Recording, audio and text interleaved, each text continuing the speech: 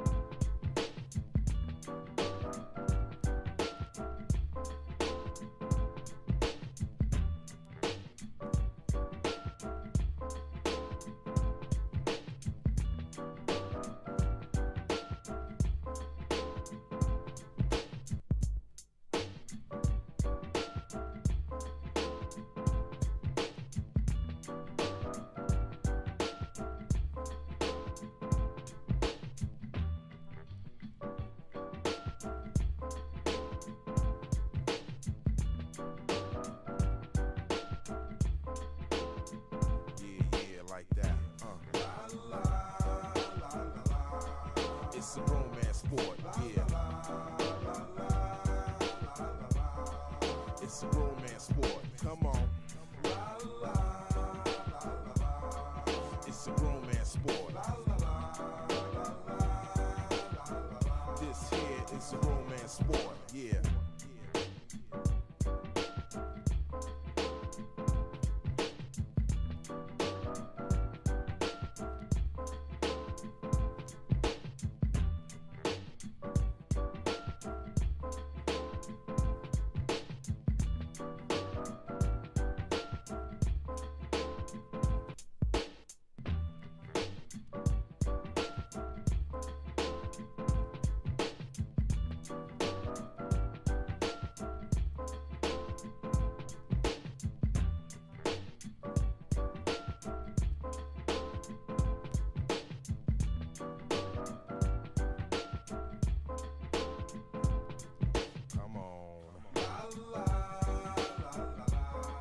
It's a romance sport. What? It's a romance sport. Yeah, yeah. It's a romance sport. Yeah, it's a romance sport like that.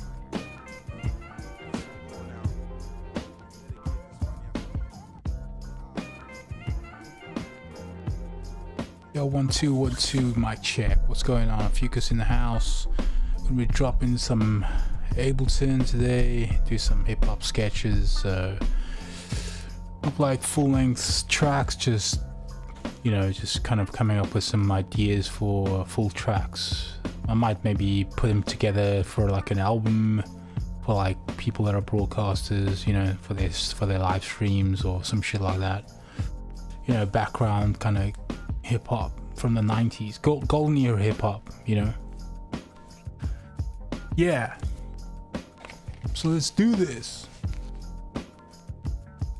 Then I'm gonna stop this music over here.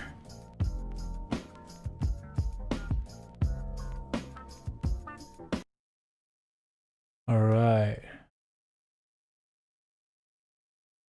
Let's jump into it.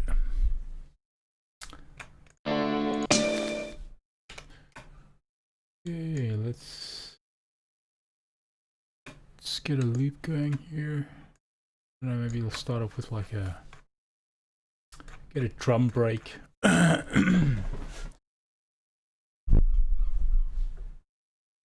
Drum break.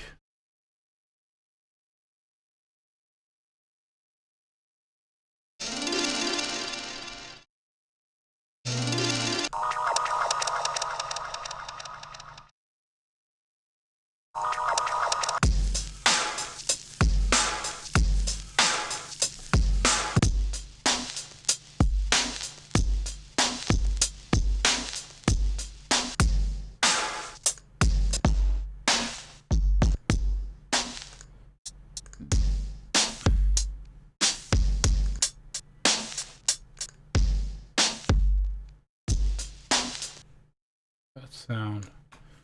We'll chop it up as well so we can manipulate it better. The MIDI files. Let's name this break 1.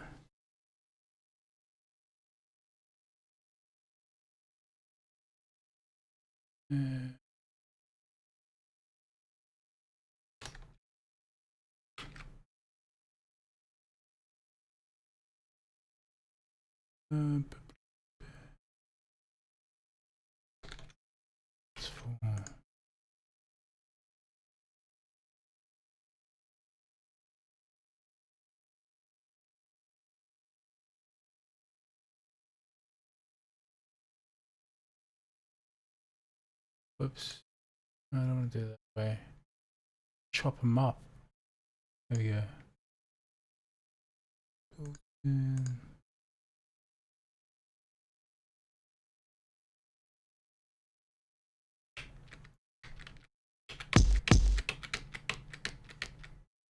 How's that first one though?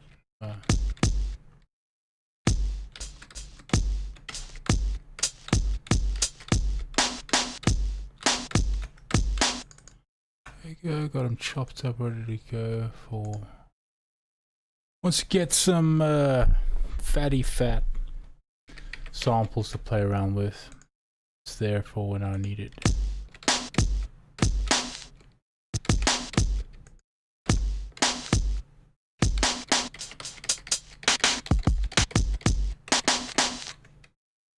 Sound good to me. Why is this first started like that? That's weird. The empty. Why is there an empty there? Peculiar. Just redo that quickly.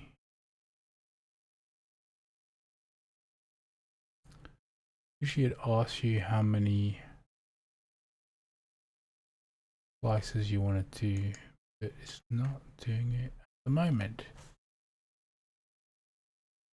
Oh well, deal with that. Right. Yeah, it's weird. There's a empty there, which is so bizarre.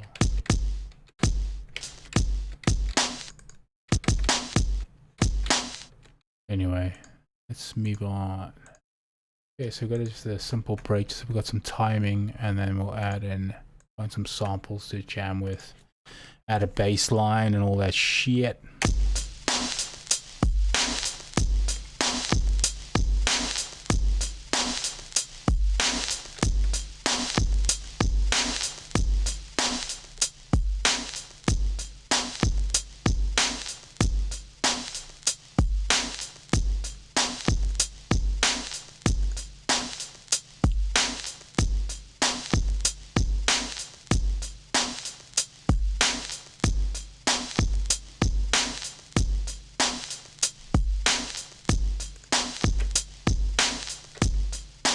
Don't like this look.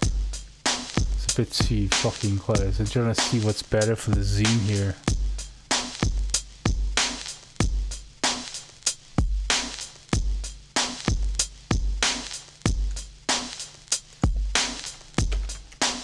Okay, let's go through some samples here.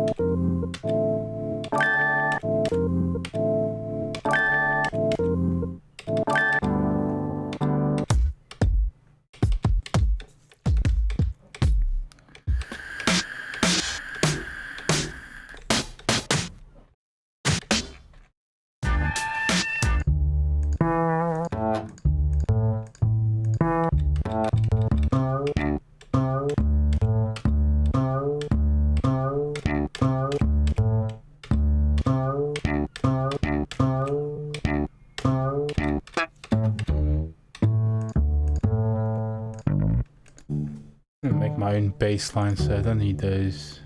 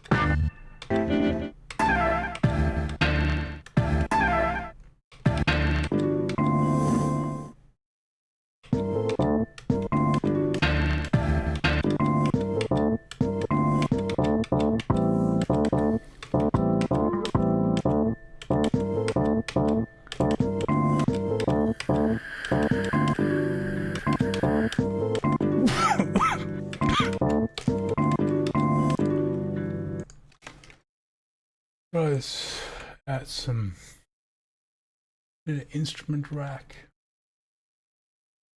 in here. Drum rack.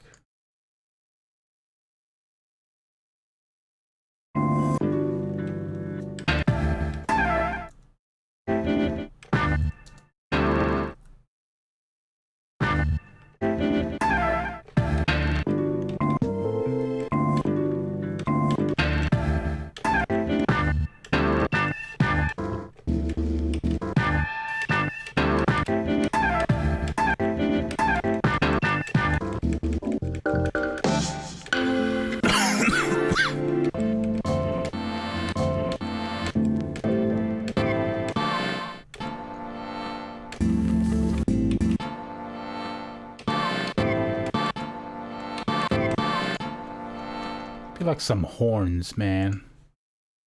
Give me the horns, bro. Chuck that in there. Let's put the gate on.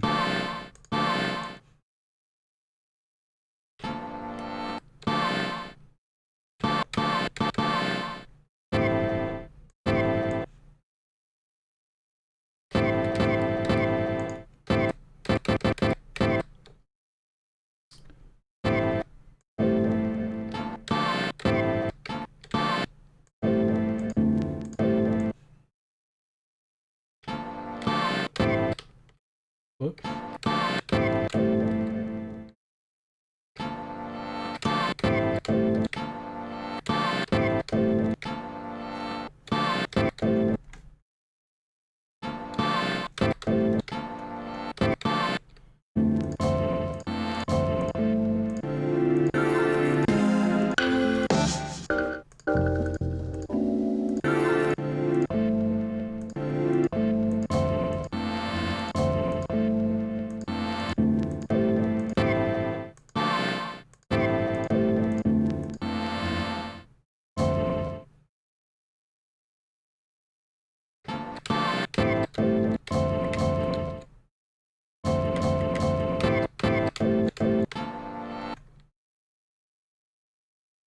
So let's maybe chat with the samples. Where is my... oh, there it is.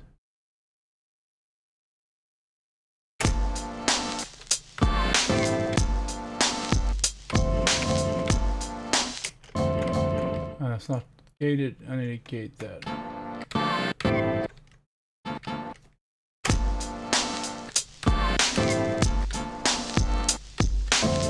Hang on, let me put that one over here.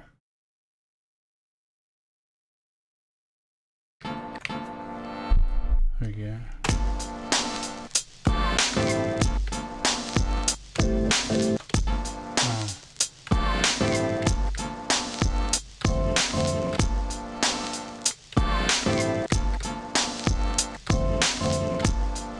Oh, that's cool. Drop that in. Use the preferences here. Oh, not that way. Record quantization.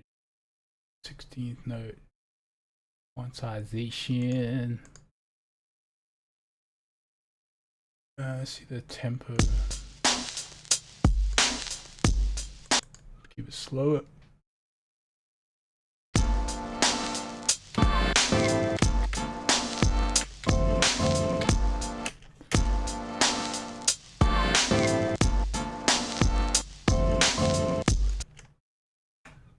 Let's loop that. Drag in the loop.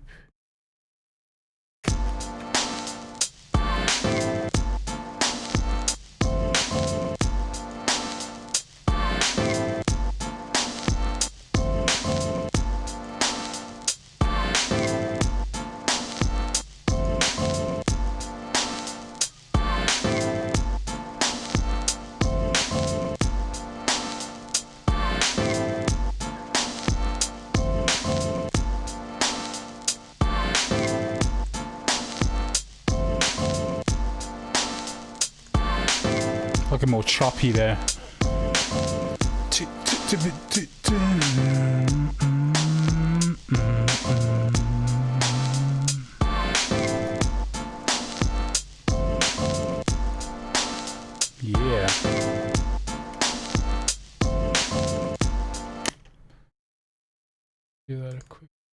here.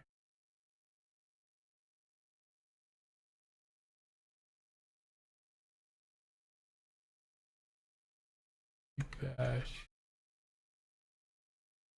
Right, let's go record this.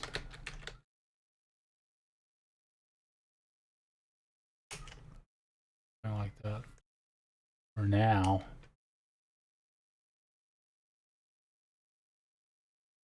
There we go.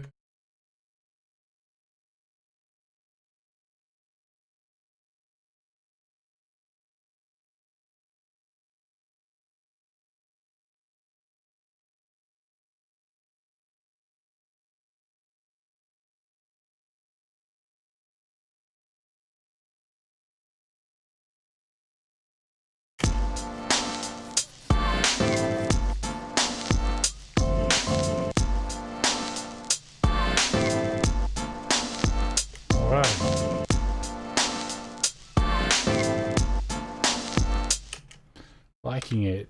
Got that nice sound to it, man. Have a look at the drum break and see if we can play it slightly different. Got it chopped up.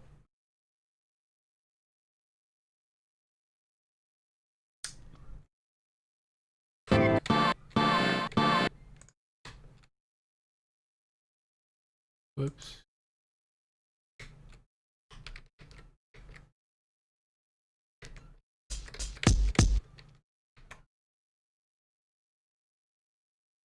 Bring this down, minus.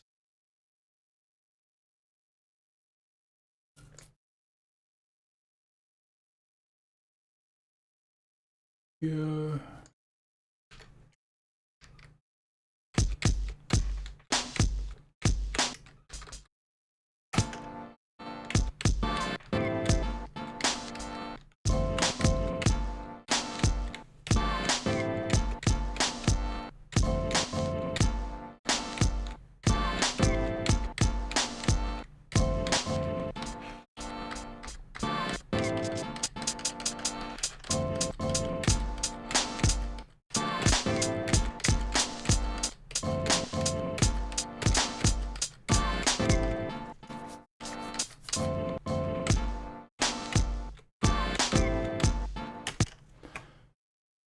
Worry about that later.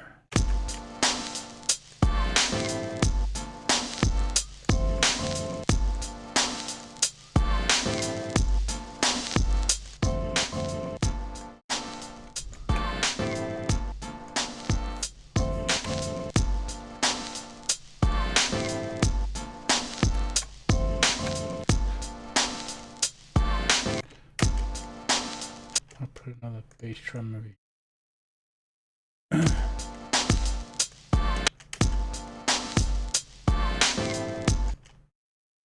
Oh.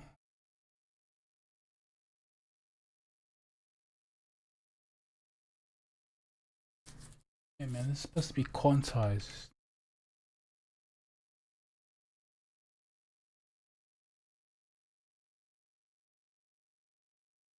Not.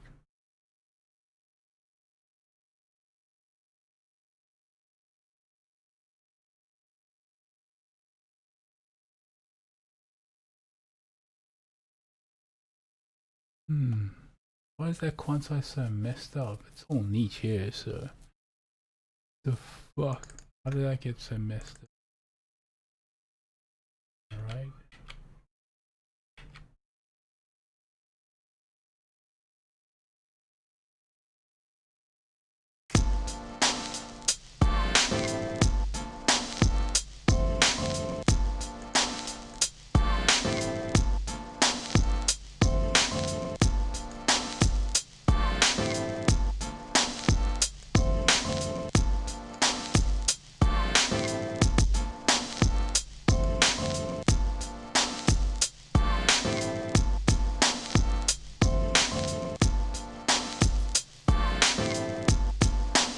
Yeah.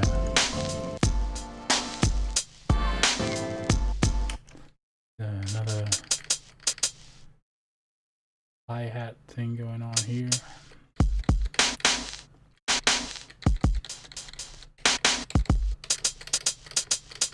a bit neater.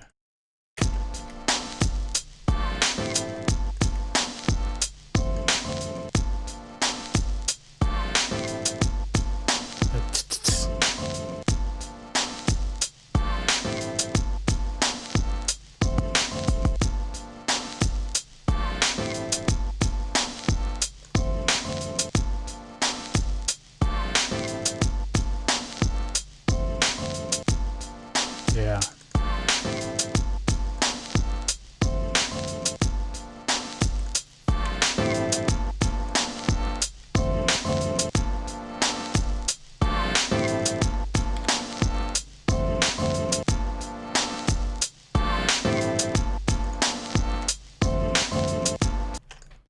Get a baseline. Put up plugins. Get massive. Get massive, man.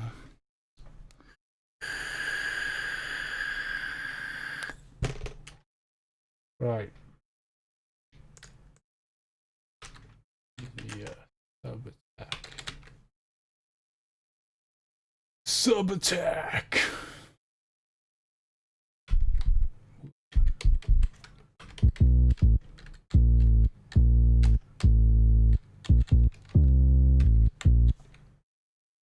Okay. Get these samples.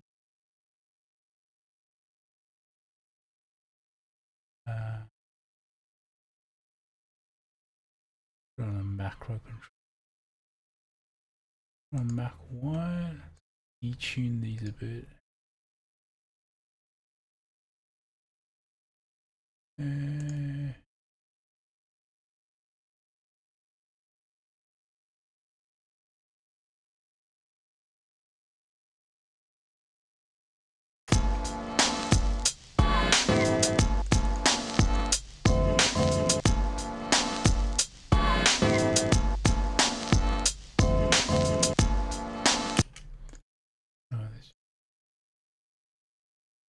This over here. Color this real quick.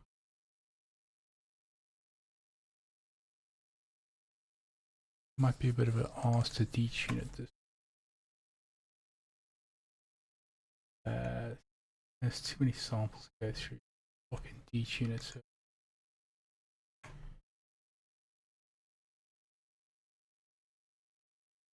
go and just consolidate. J. Go. New MIDI.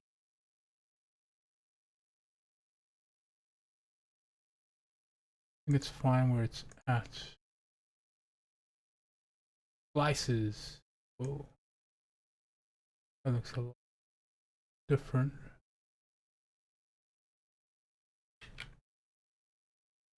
Try that again.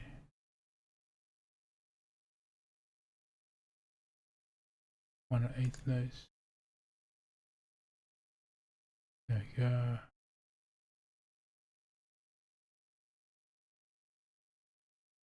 Same.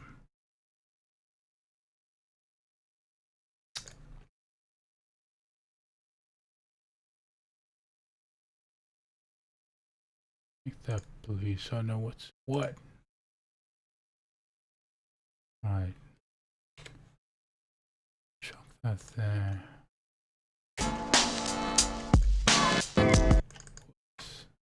First bass drum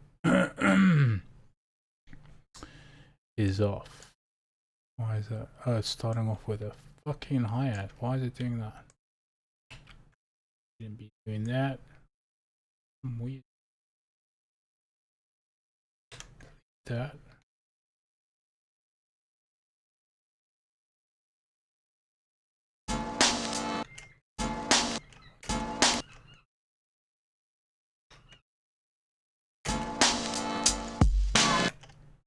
What the hell is it starting off with the wrong?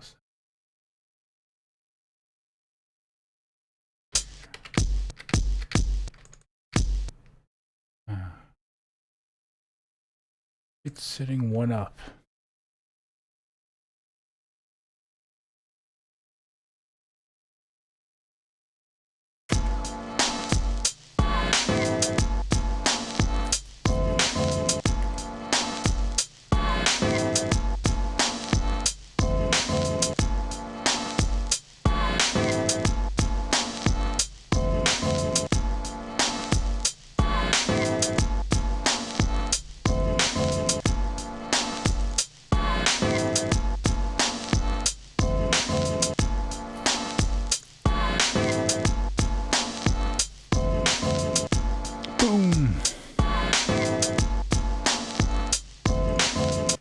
at this bass line.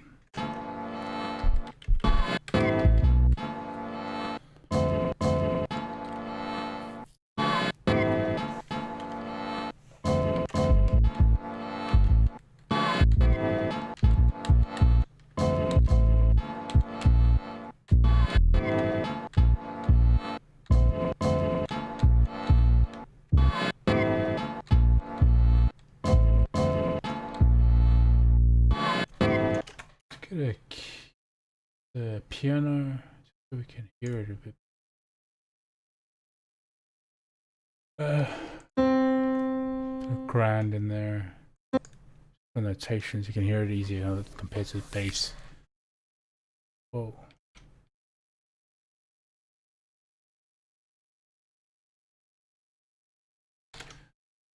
A new MIDI, drag in the piano.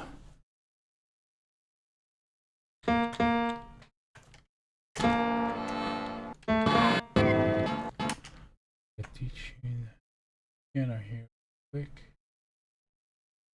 I've detuned everything else. Yeah.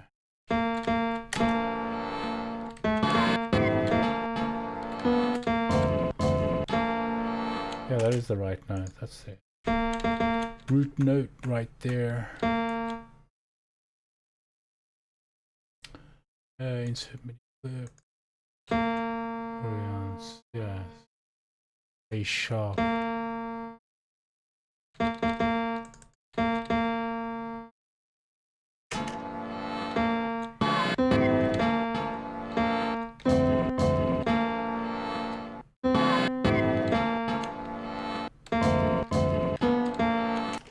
Alright, so go for the bass.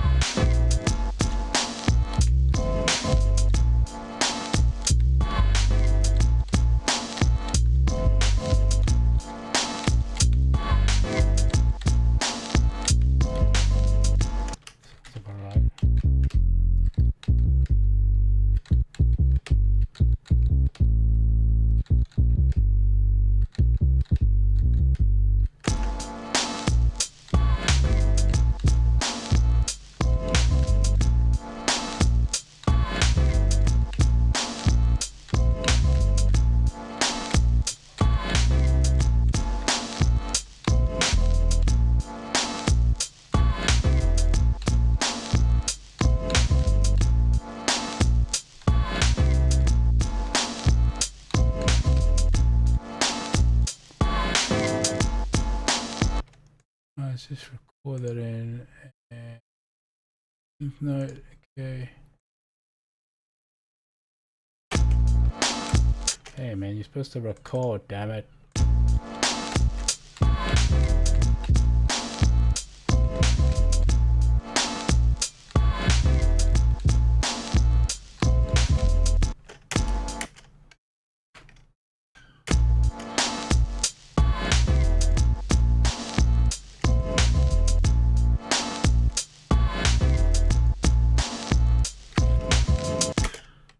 Variation maybe. Whoa. Try another one.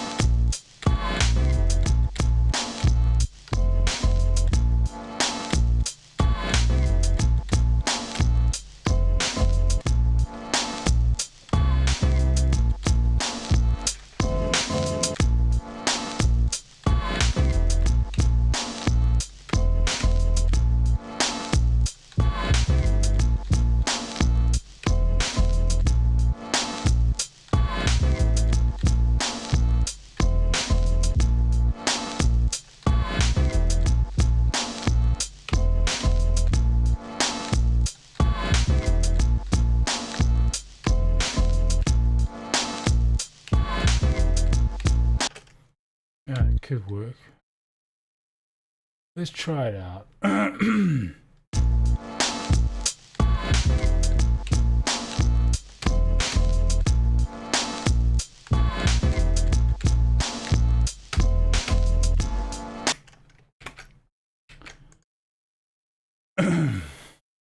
That one. And create a loop. Like it's on point.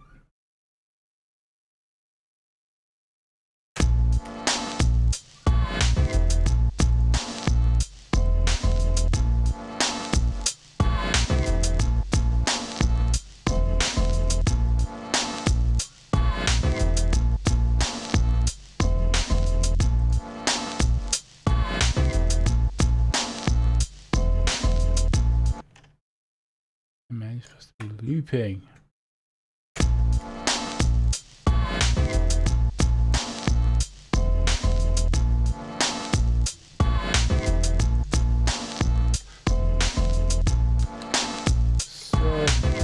One.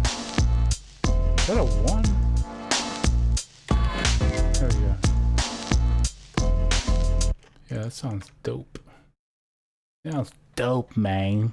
You know?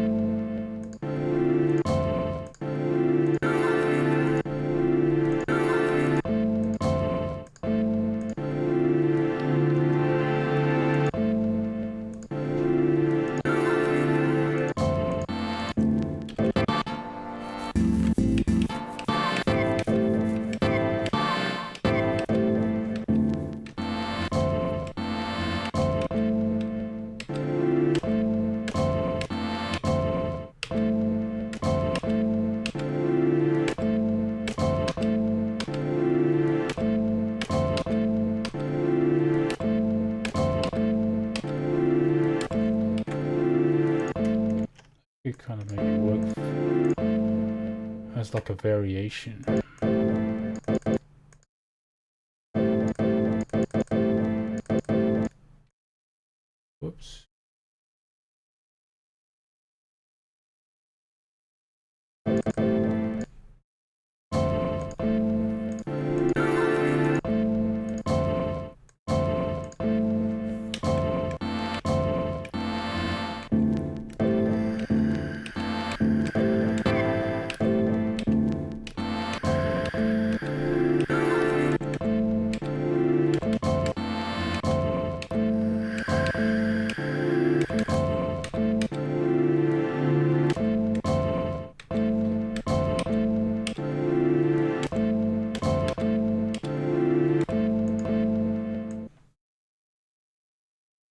these three.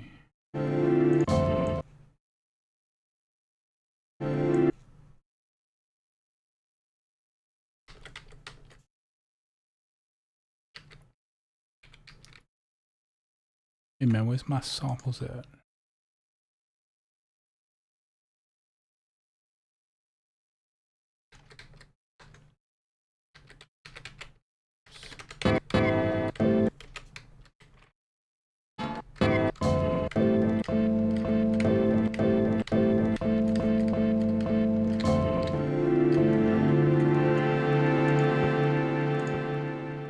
Put the gate on. There we go. And detune macro 1. Go. Bam. This one, that one is okay. Detune.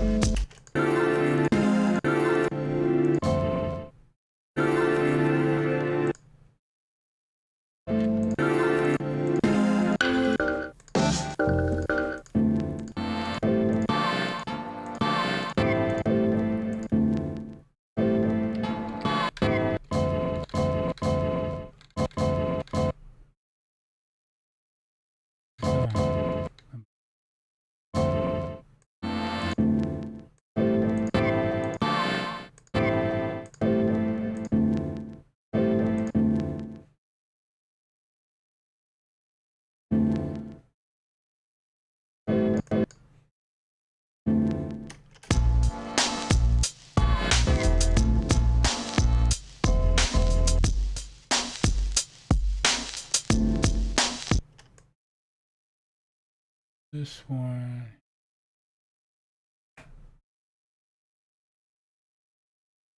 Detune.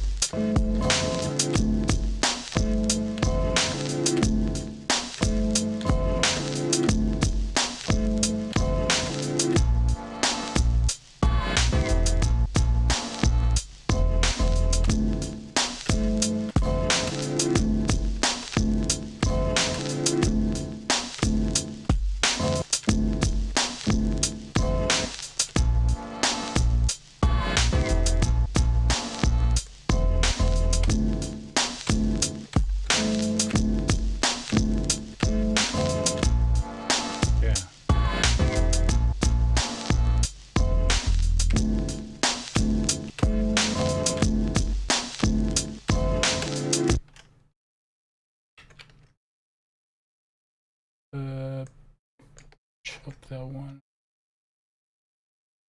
And it.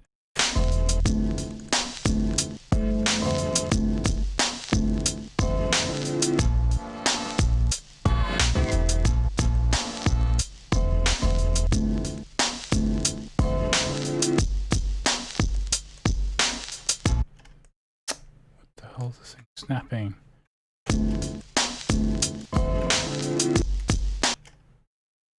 Oh man, come on. Oh L.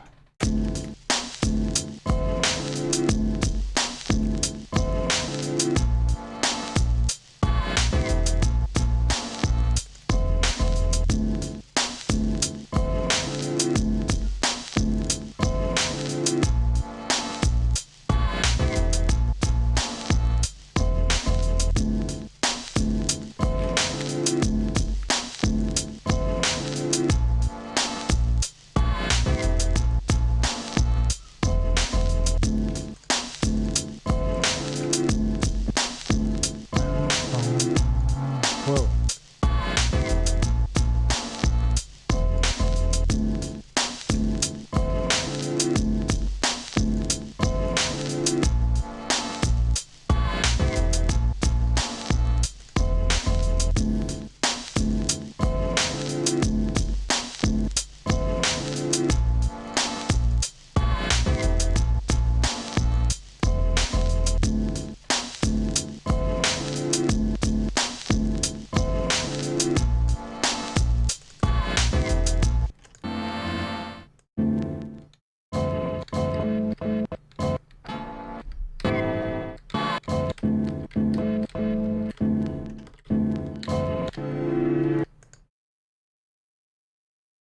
Just to be a bit louder.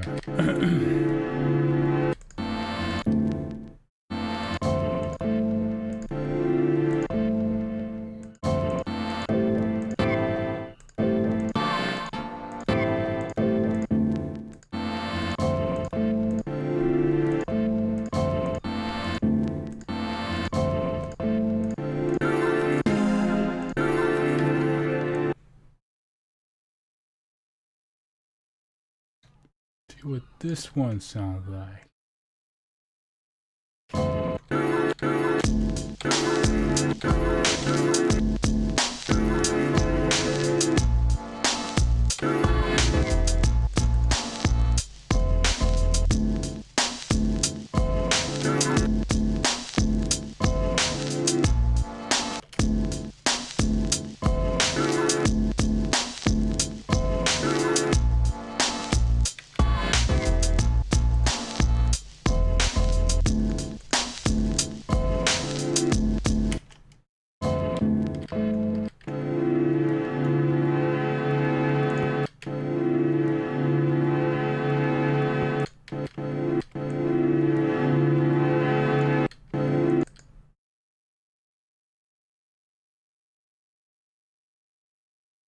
Oh man.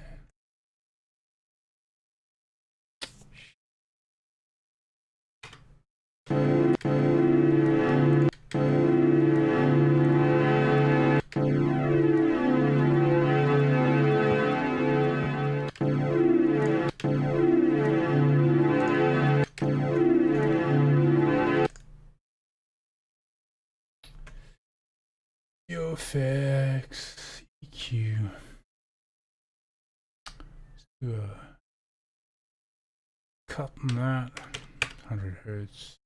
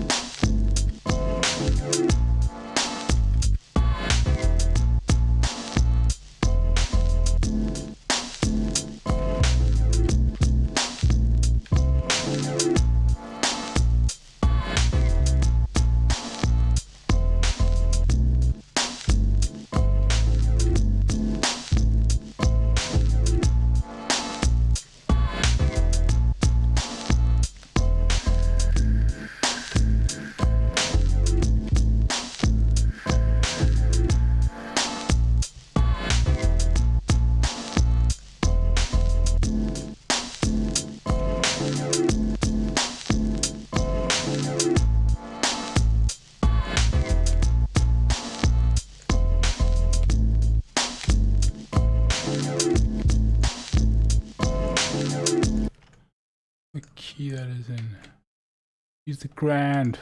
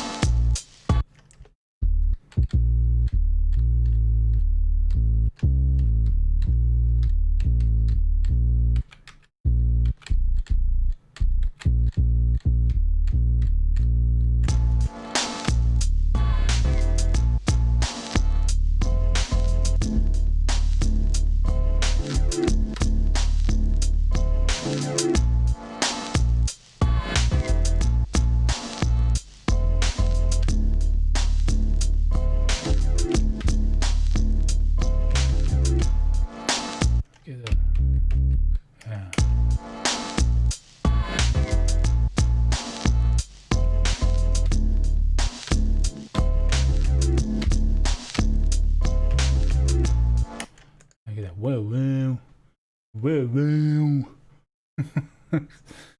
You know what I'm saying? You know about that whoa, whoa shit. Let's try it out. Okay.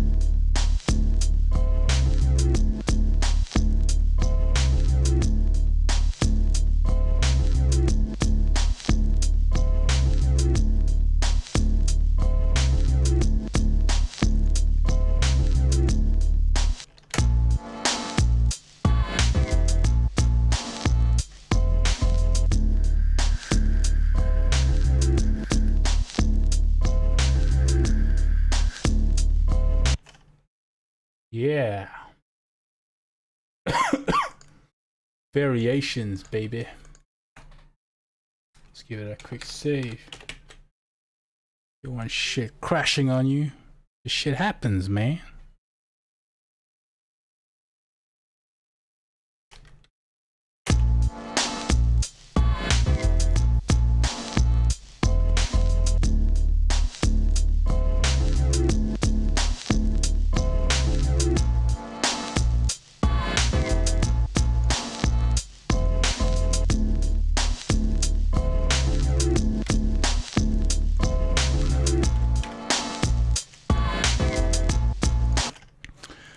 usually put like compressor and limiter kind of on my master, but it sounds a bit funny because I got compressor and limiter on my OBS, so the sound gets a bit squashed.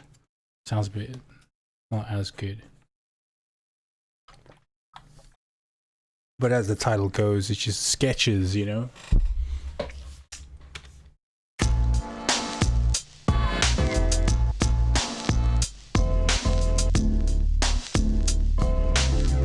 Yeah.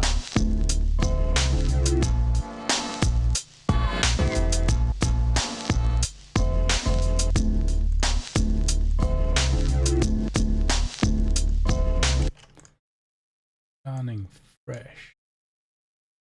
Fresh! Do this real quick.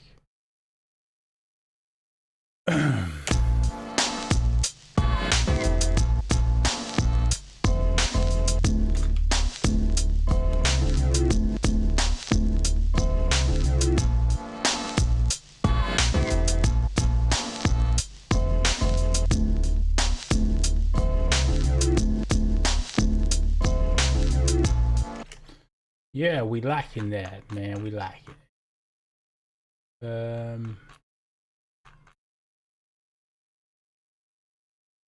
My crashes and shit. Where are folder? Where is it?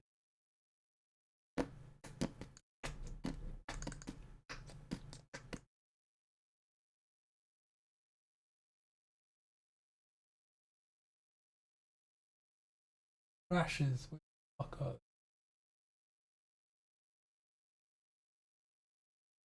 I'm gonna put like a sample in it.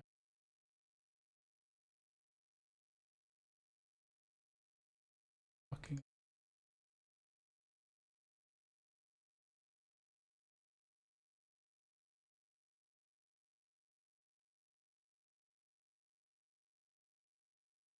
Why in the fuck is it deactivated?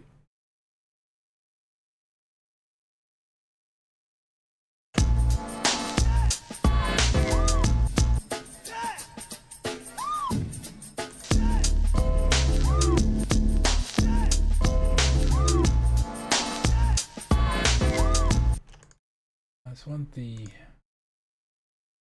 Oh, yeah, it's on its own without the shaker.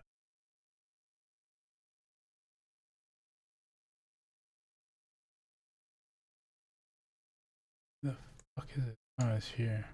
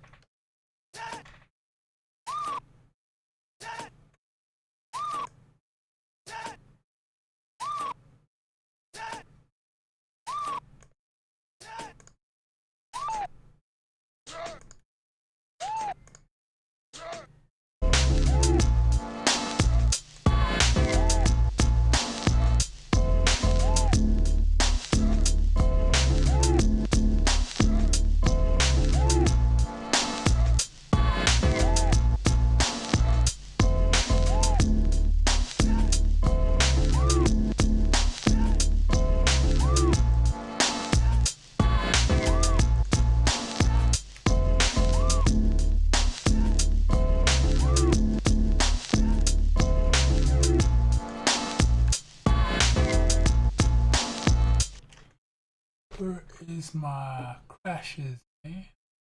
There we go.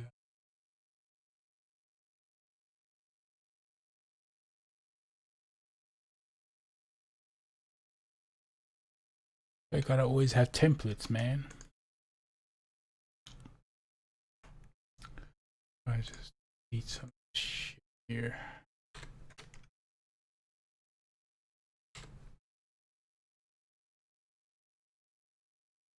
Keep a folder of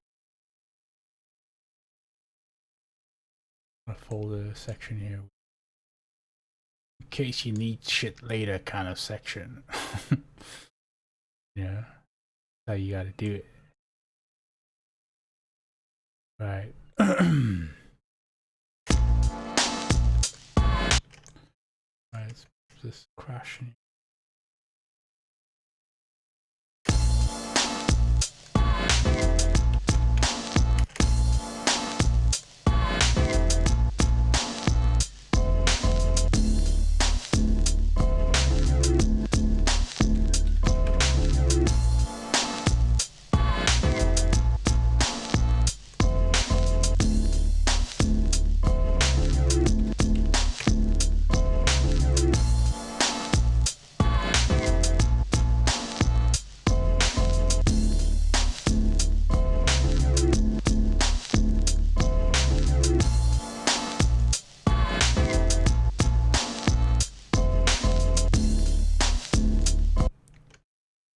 Like a rough sequence here.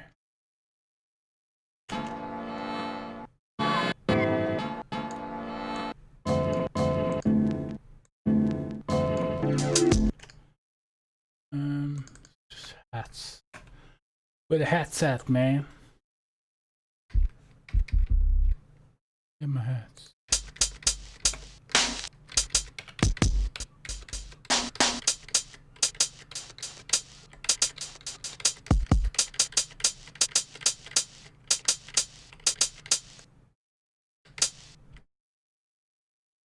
And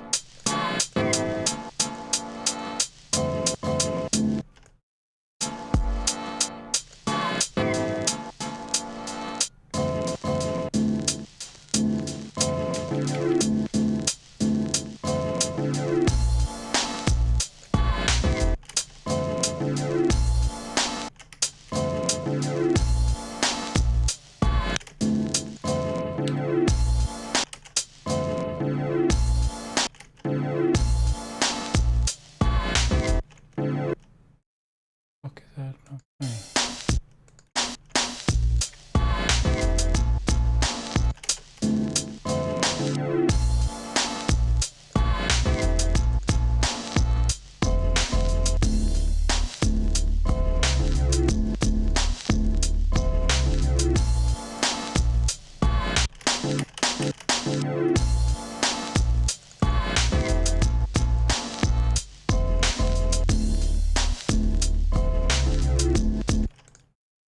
How is that not quantized properly, man? Supposed to be quantized, man.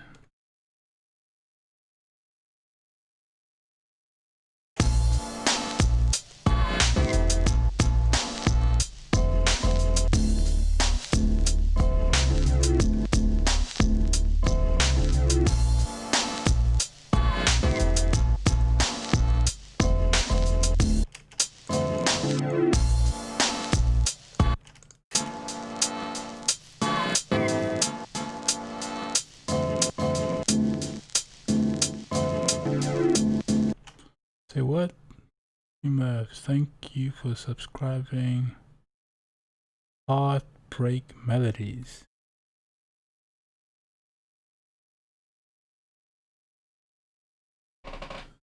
What? What's that?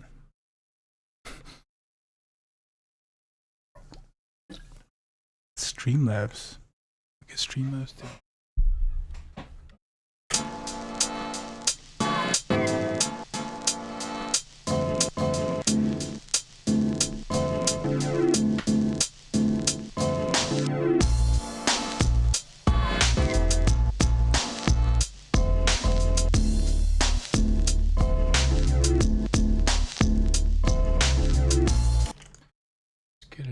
Reverse symbol in here, blue or some shit.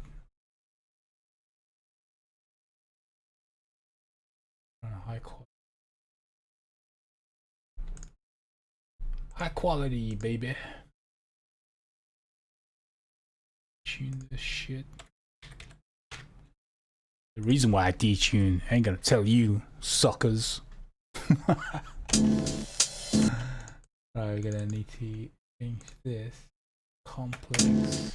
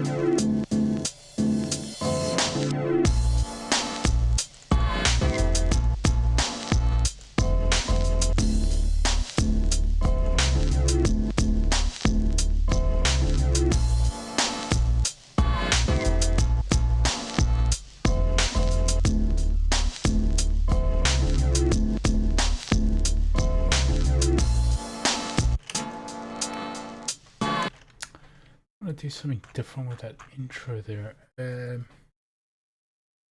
we at? Where's the samples at, man? Here, I think.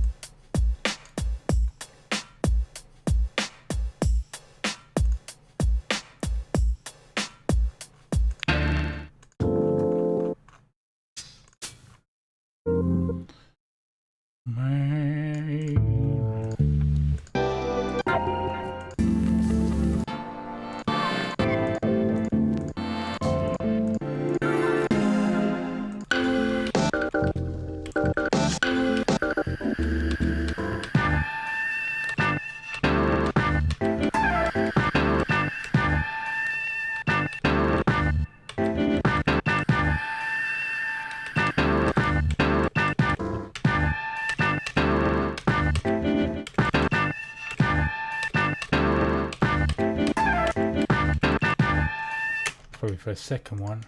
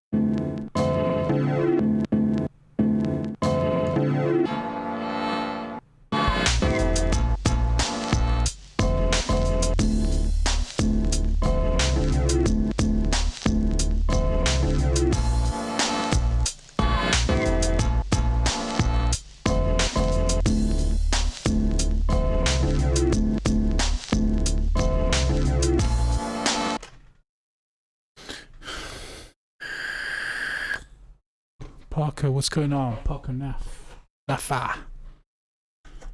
Anyone chatting? It doesn't look like it, man. I don't think some people are like, oh, what's going on here? I don't know, man. Some people just lurk and watch, you know. How's it going, man? Thanks for tuning in. Hope everyone's doing good.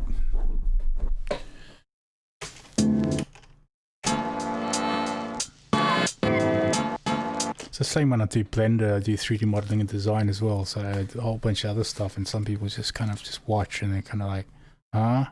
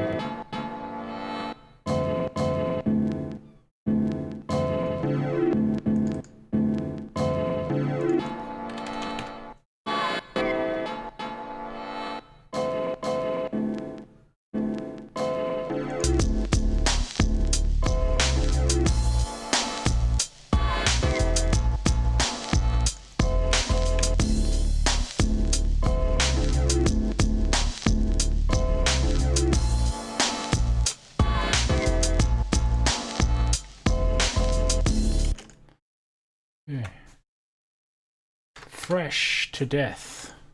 Fresh. See here. Put that, and I should layer it with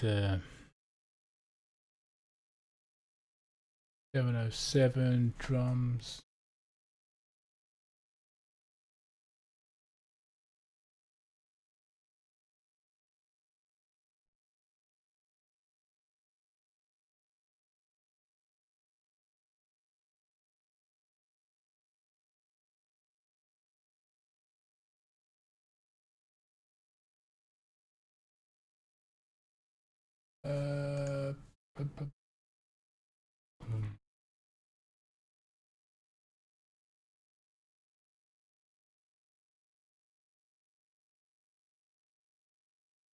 Right here.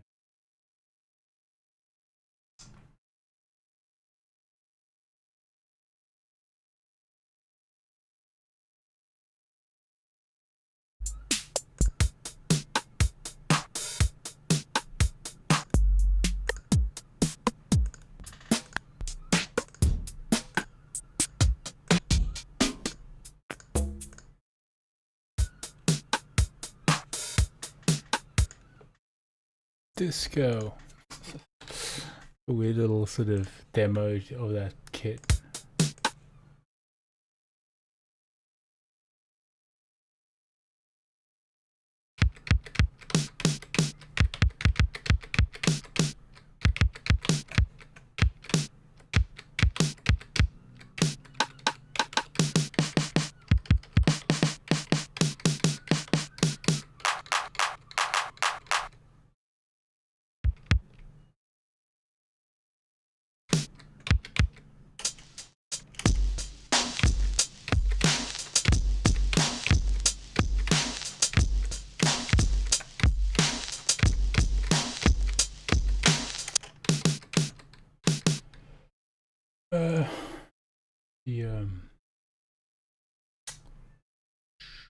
EQ on the kit, the drum break.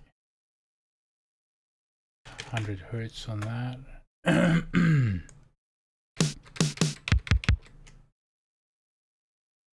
Order.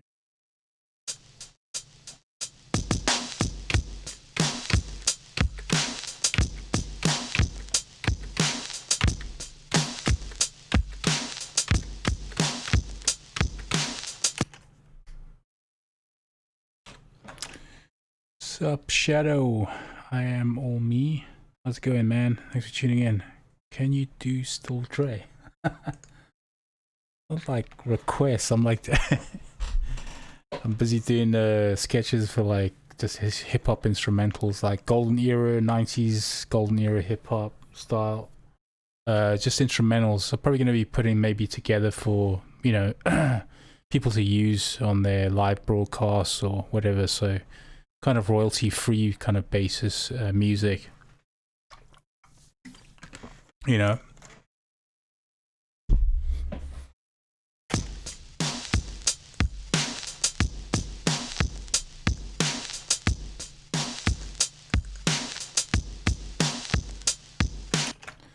Right, let's leave that section over here. Should be on the money. Yeah. Okay. Loop on that. Send it out here. The bass drum missing, it looks like. Why the fuck is it doing that? Oh, there we go.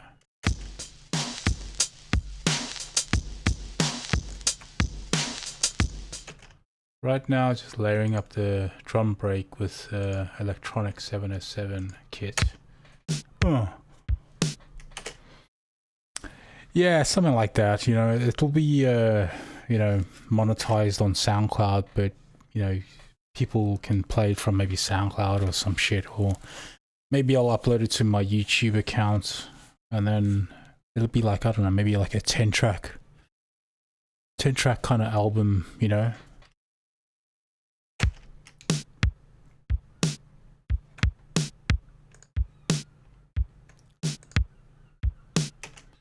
Well, let's drop this in the macro control here, the detune on this bass drum and snare. Macro 1 is available, so why isn't it showing there? Just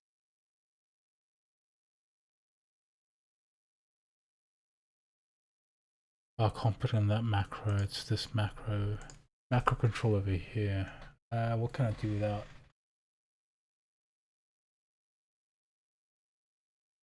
This pitch. I could put it to the pitch. Volume. Let's put it to the volume. Map to volume. Now we can adjust the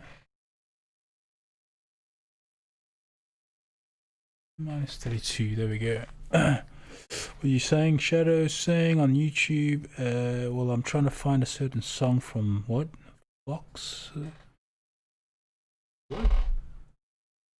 Yeah, non-copyright. What's that? Voxel? I don't know that.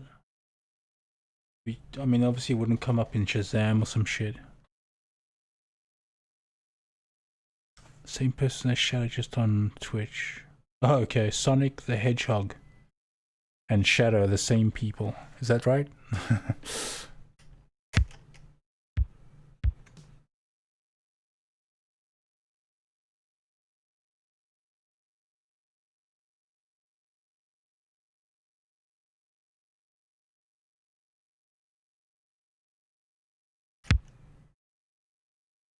What the hell is the volume going weird on that?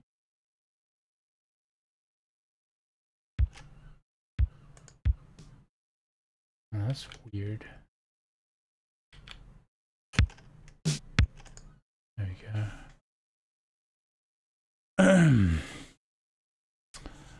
Okay, same person. Awesome.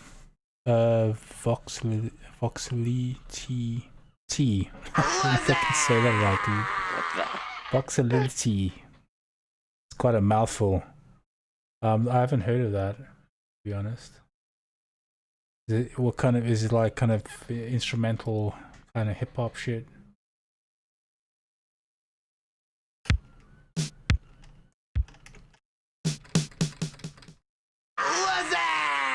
Oh, what's up? Who's on the follow? Is it Sonic on the follow? No, who's on the follow there? It's Maran Sin.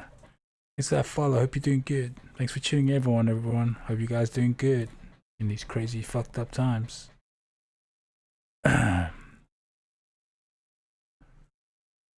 Sonic is, that's not your other account. Oh, Sonic's on the follow as well. What's up? Thanks for that follow, son. Thanks for the follow, guys. You guys doing good, man. What's up?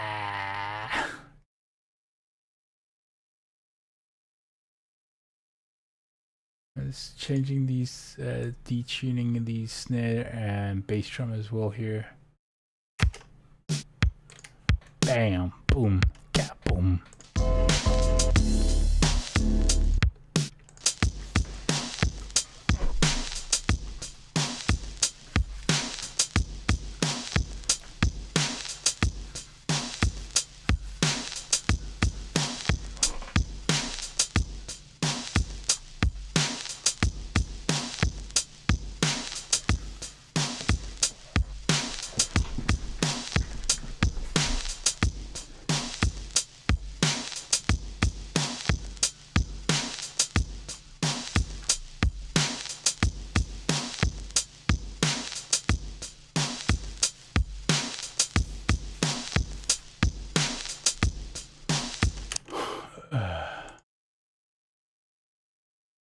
Gonna 1 second, just gonna go to toilet break. 1 second, be back in a minute.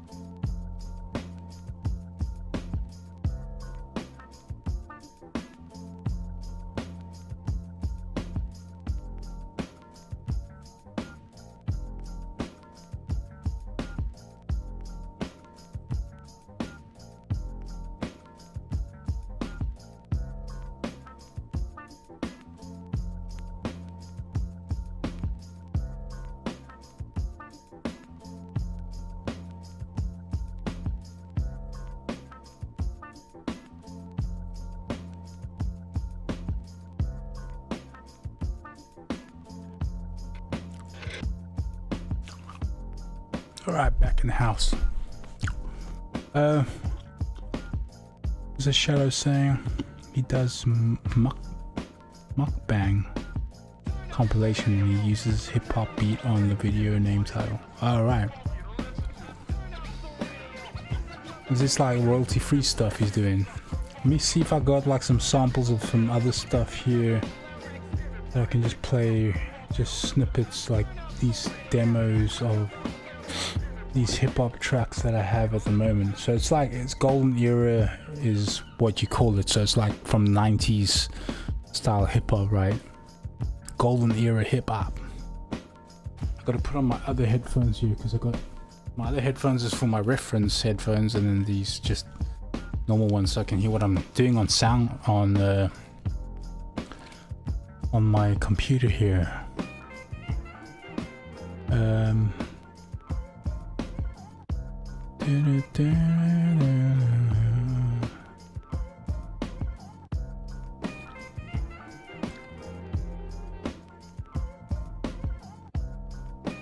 Man, this shit's lagging here, man. Shit.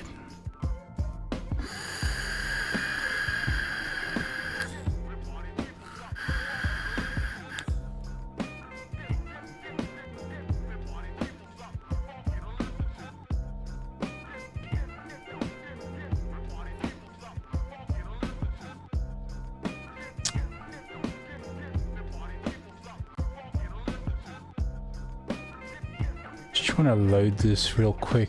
Some snippets of stuff I've done. Oh, royalty free. Okay, nice. Yeah, I mean, a lot of people are like trying to, you know, they're after a lot of royalty free stuff for, you know, live broadcasts and stuff like that. So, and everything's sort of going towards monetization, you know, from SoundCloud to fucking Spotify, everywhere. Do you know what I mean? That's, and Amazon and everywhere else. So we're all kind of getting pushed around here to this whole digital world. Do you know what I mean? So oh, here we go. I found my snippets here.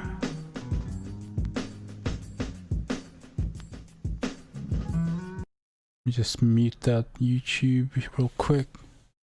You can hear the snippets of what I've got already. I've done it like a few months ago, but these will probably maybe be included. But they're just like quick little like demo. They're kind of mixed in, like if someone would done a mixtape, right? So it's like you'll hear the tunes one after another on beat.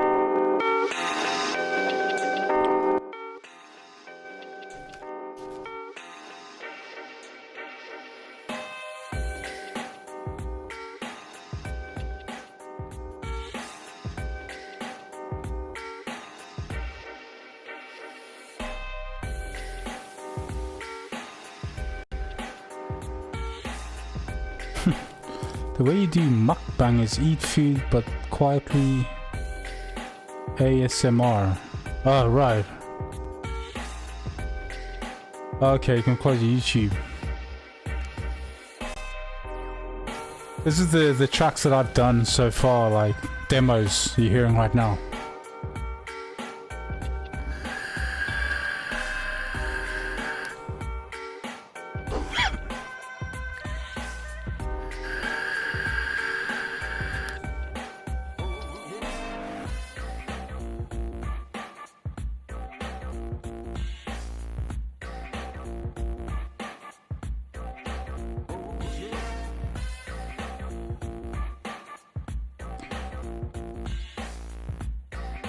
So these are the snippets I've got so far already. The stuff I'm doing today, sketches, will go probably to this.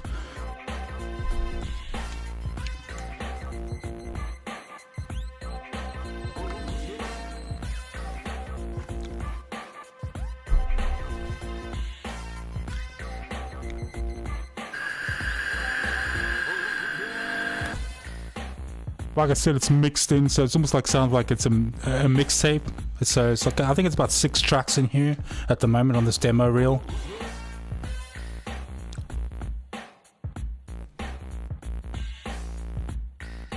Farty bass. Next tune.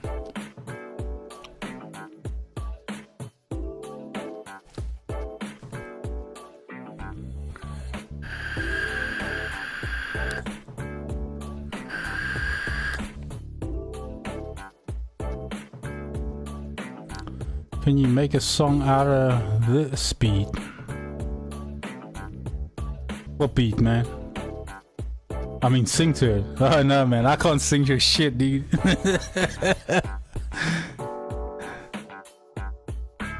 I do like even metal. I do all types of music, from drum and bass to glitch hop, hip hop, metal, rock, everything, man. And I was in like I've been in hip hop metal bands before. I can't fucking sing, man. So these are just snippets of what I've got so far. So like I said, anyone that's just joined, it's like a mixtape almost. So these are the tracks I got right now. So the new ones I'm doing today will be added to this pile.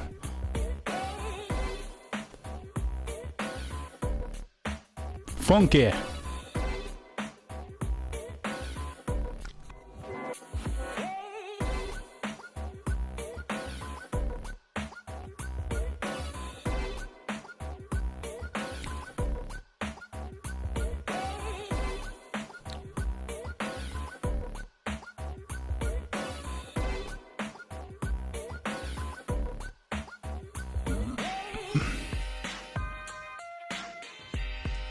It's a real kind of golden era 90s hip hop.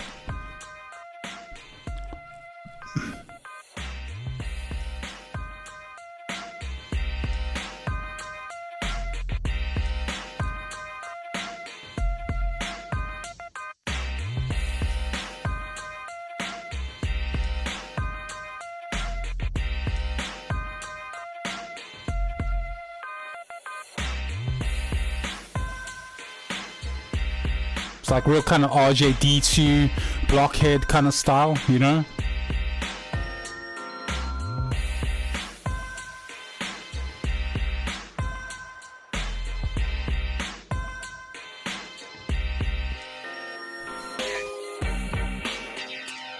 This is the last track playing right now.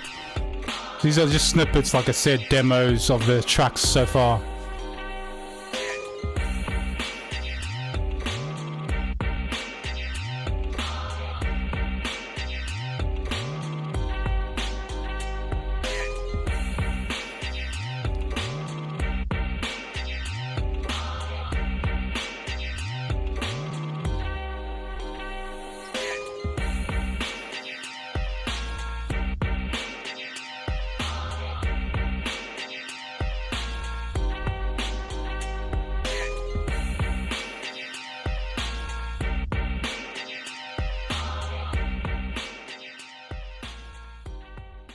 Yeah, so those are the demos of the tunes so far. I think there's about 6 of them in that demo reel.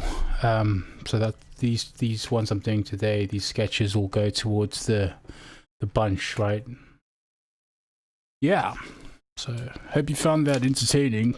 I don't know when I'll release those, but you know, at some point. And then I gotta just register them and then put them out there for people to use.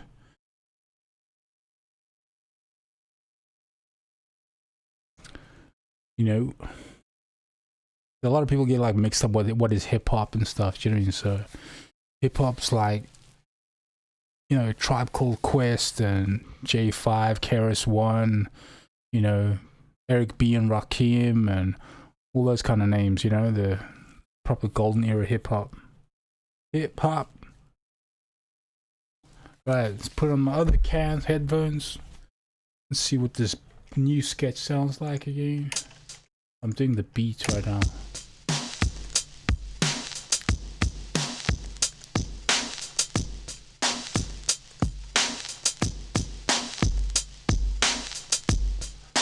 I think those have been laid already, this break. Sounds like it has.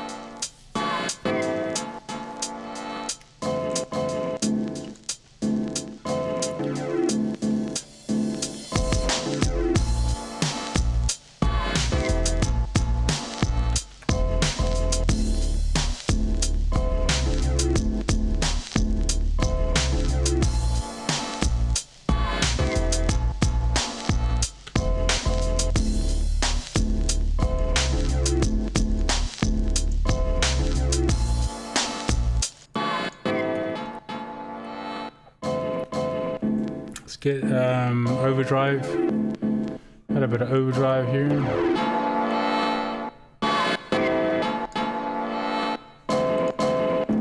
Brightens it up a bit more.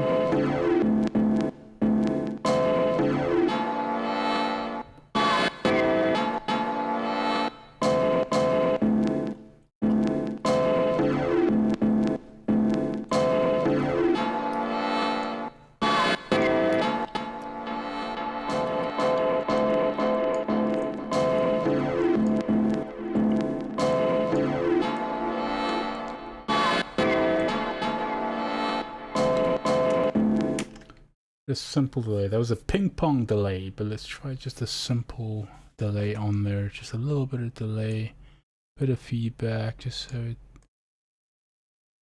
carries on for a bit longer than the chop ups. They're all chopped up.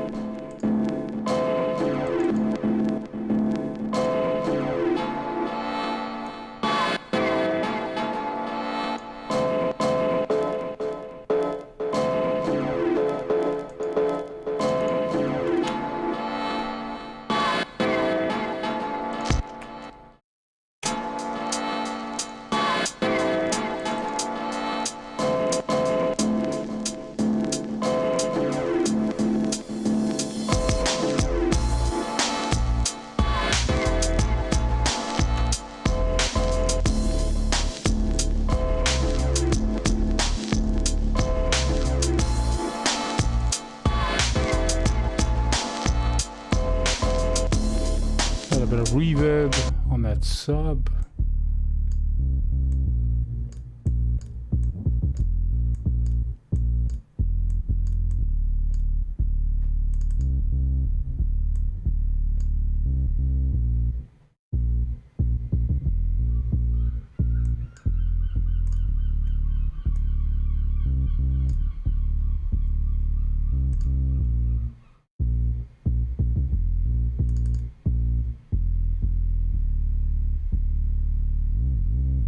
There you go, that's that woo woo.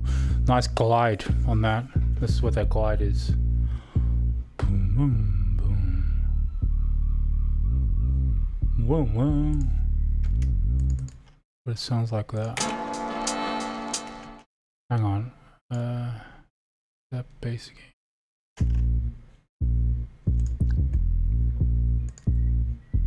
You can hear it without. That's boom, boom. I like it like that as well, but let's see what it sounds like with this glide on.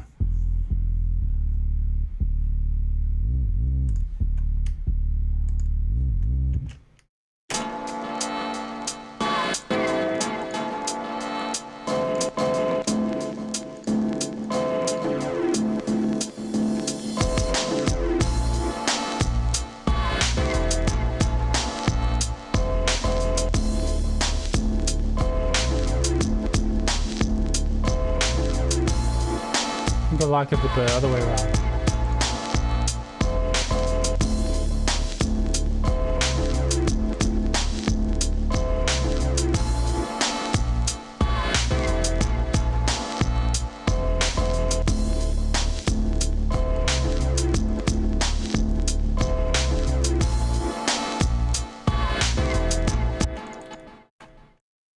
Okay.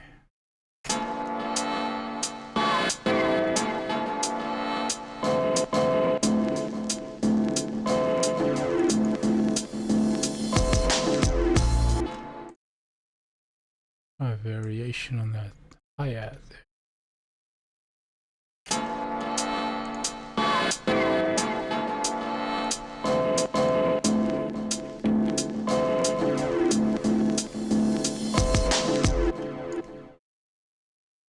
A bit too much delay on that.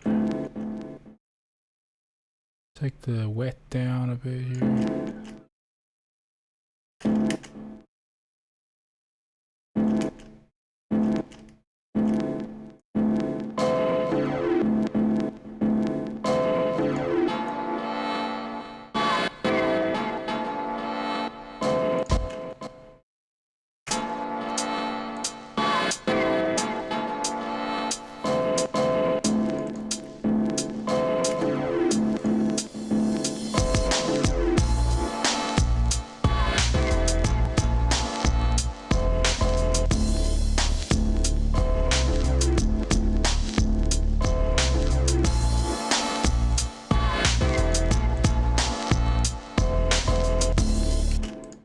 Right, let's get these kits, the snares and everything grouped up, and the bass drums and shit like that, so we can sidechain this motherfucker. You feel me?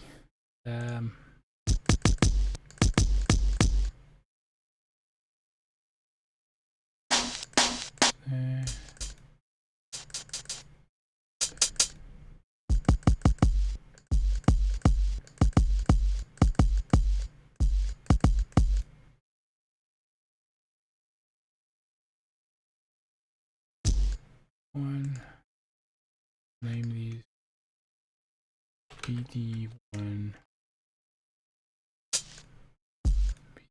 BD2,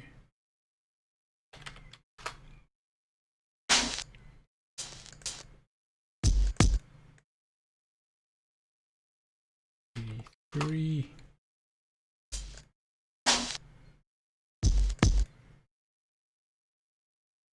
BD4. BD stands short for bass drum.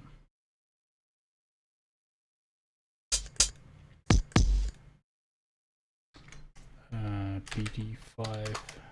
Reason why you name it, because you gotta group them, and then so you can sidechain them to everything. Right, we've got bass drums all grouped up.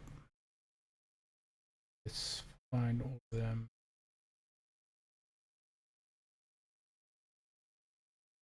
Three. Oh.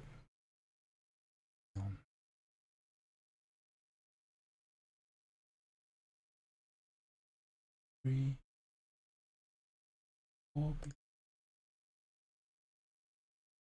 And then Control G for grouping. Okay, got them all grouped, just the bass drums, you see. Now what I can do is just name this bass drum SC for sidechain, BD1 SC. And there we go. Now we do the same for the snares.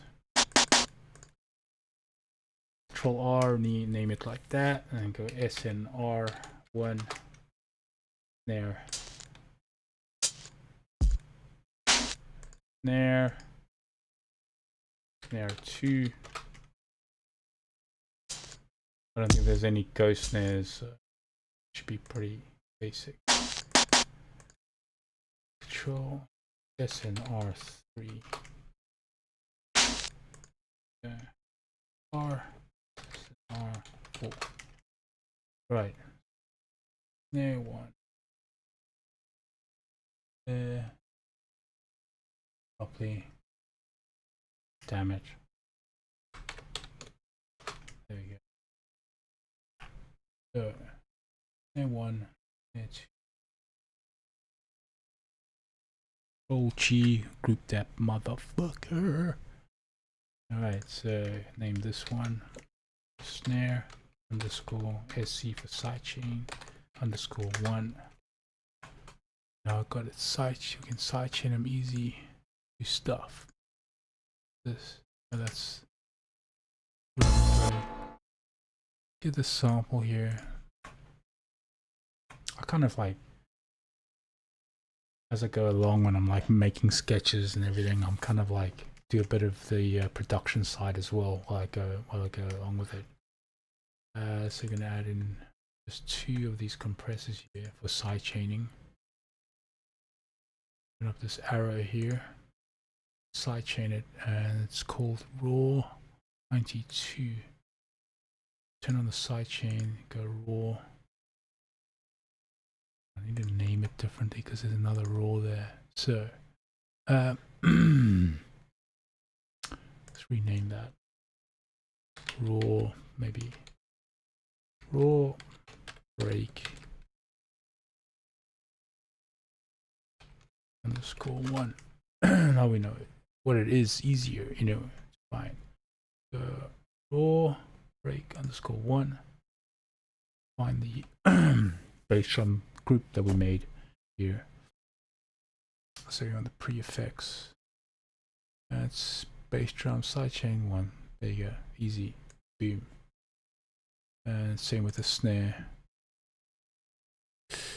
So it should be that one. No, it's not that one. It is snare.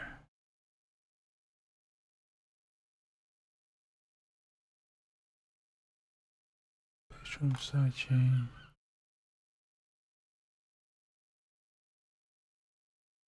Oh, here it is. VFX. Okay. Right. Now we can sidechain these with the sample. It makes room for the snare and bass drum to come through a bit better.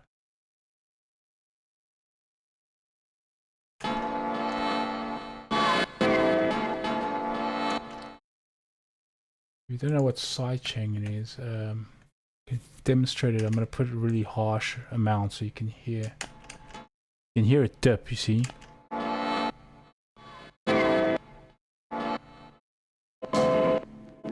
Where it dips is that's the bass drum, you see.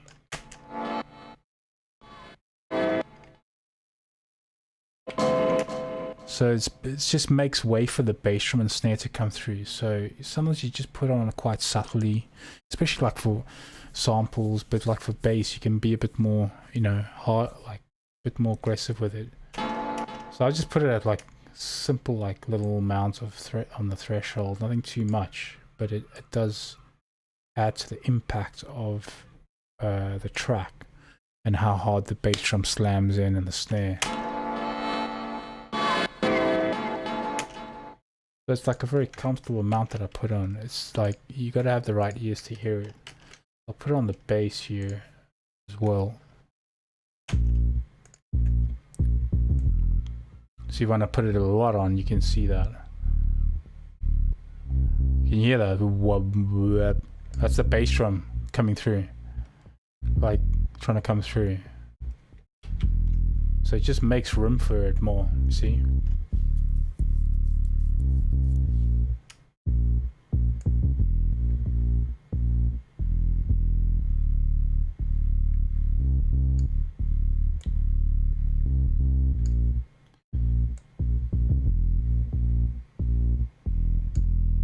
I'll put a bit more on the bass here.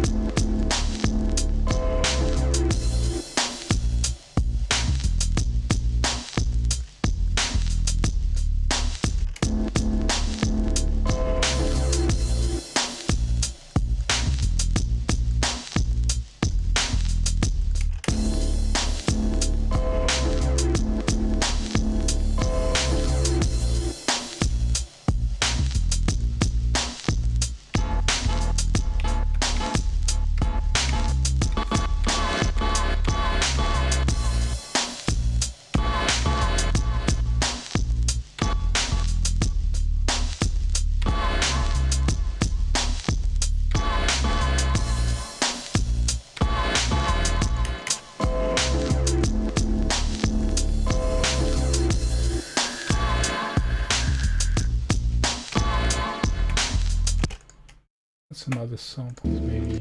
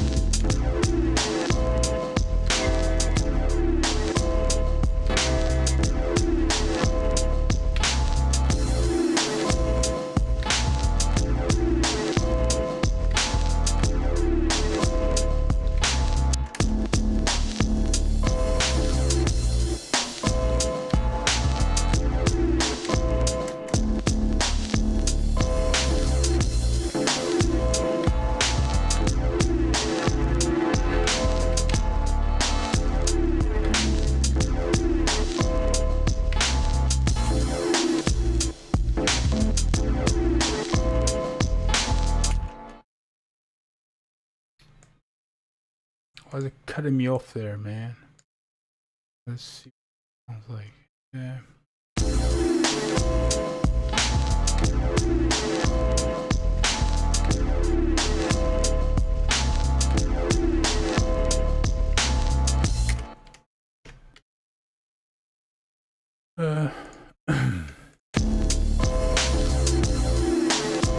It's the same note there. I don't like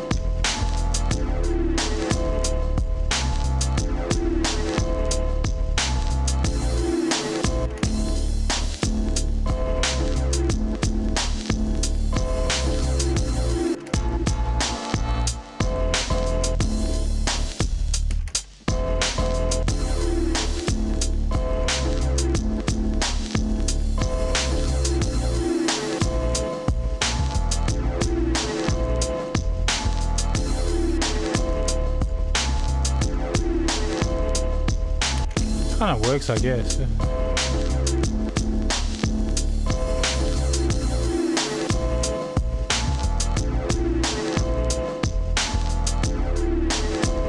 Yeah, it kind of works.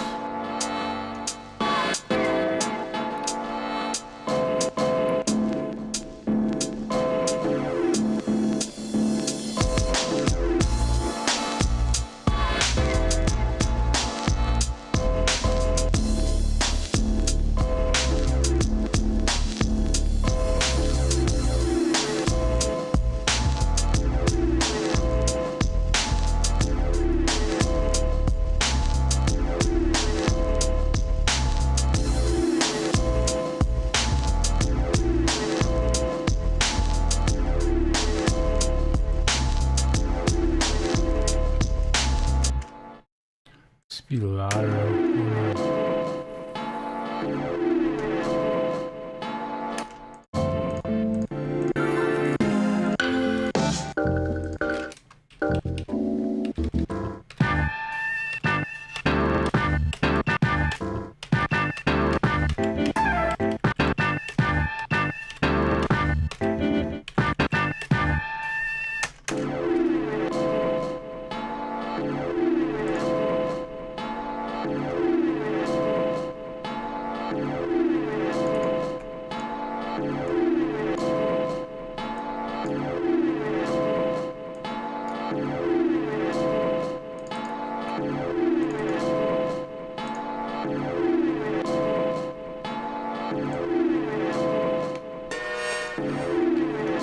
Yeah, let's try and do a flip on that. Let's duplicate that drum rack with the samples and then do a variation with the pitch up on those. Try it out. Let's put the transpose on macro 2 and all of these motherfuckers. Transpose macro 2.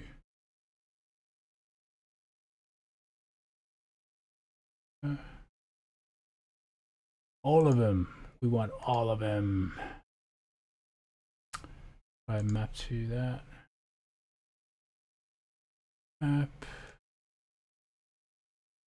Map. Yep, it's tedious job. Someone's got to do it. Shit. Right. We can see what it sounds like with it maybe pitched up rather. Minus it's plus 12.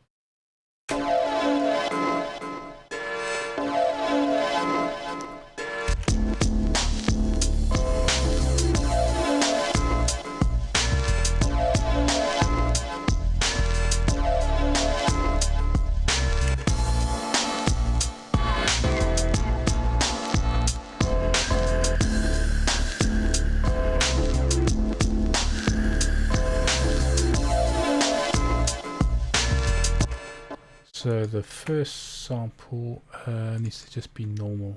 That one. I'm gonna take it off, unmap it, and take it down to 0.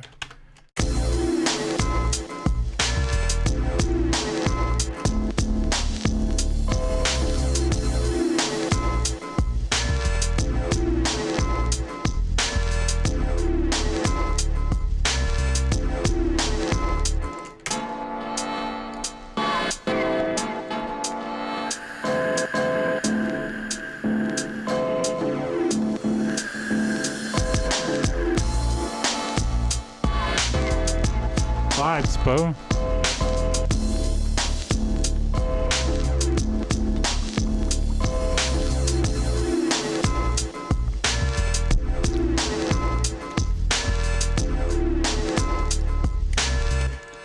Let's try and maybe put the first note high on the first stab, and then the other one pitched up high.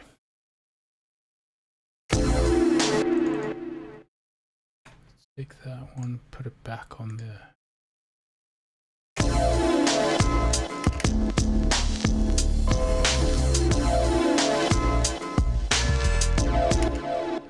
Nope, that didn't work.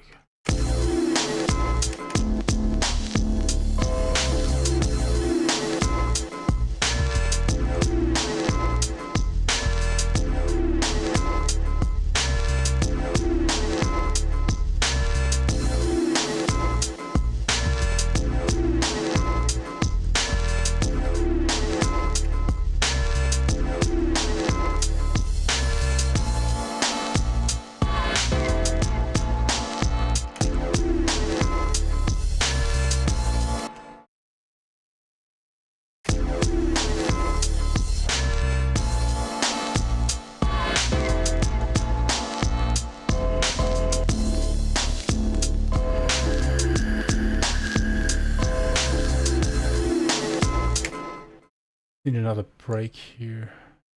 Well, that.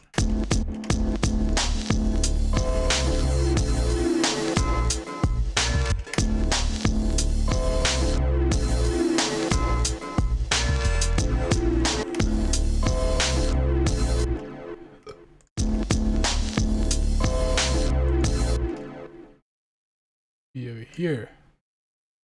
Reverse symbol.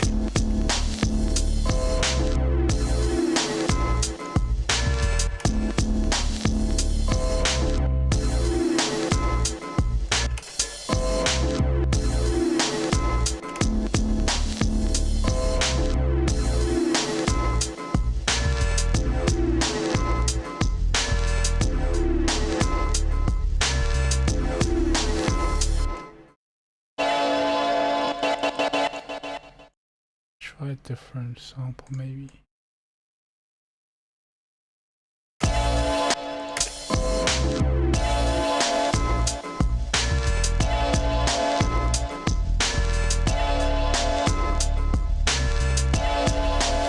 Yeah.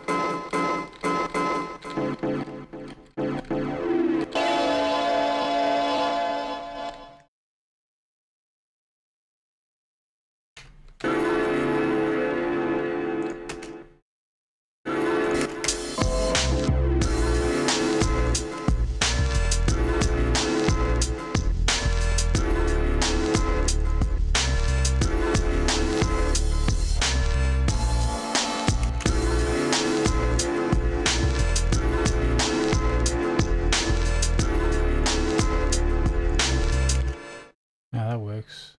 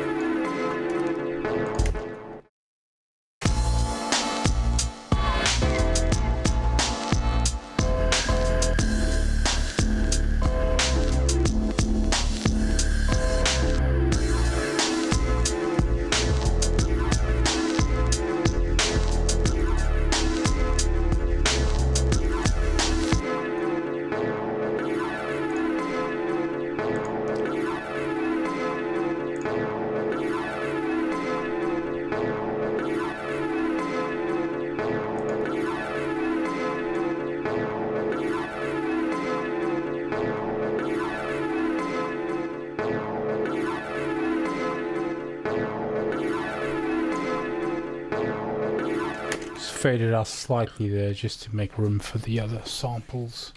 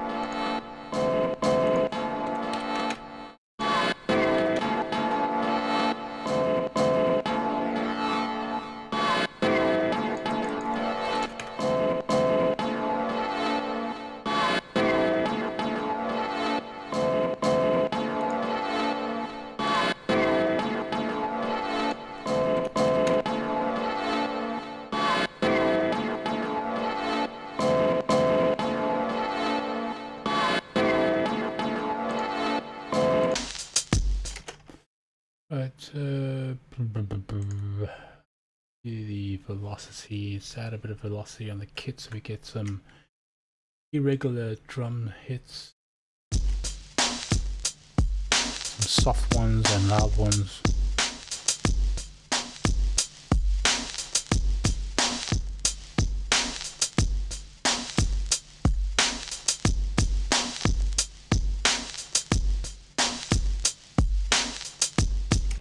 looks more human.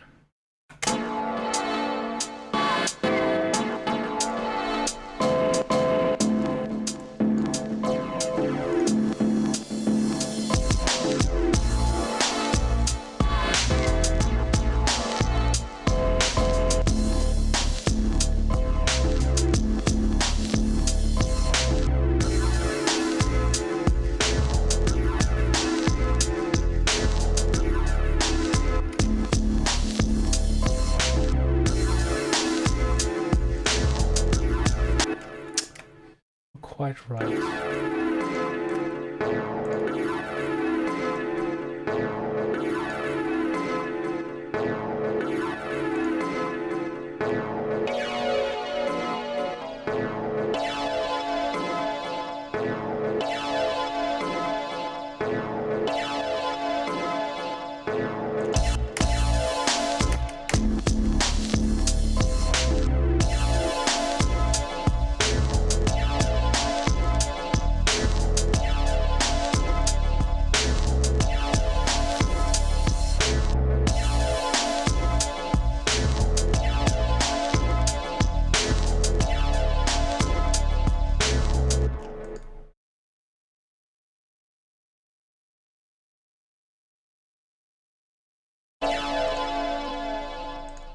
Bring that down a bit.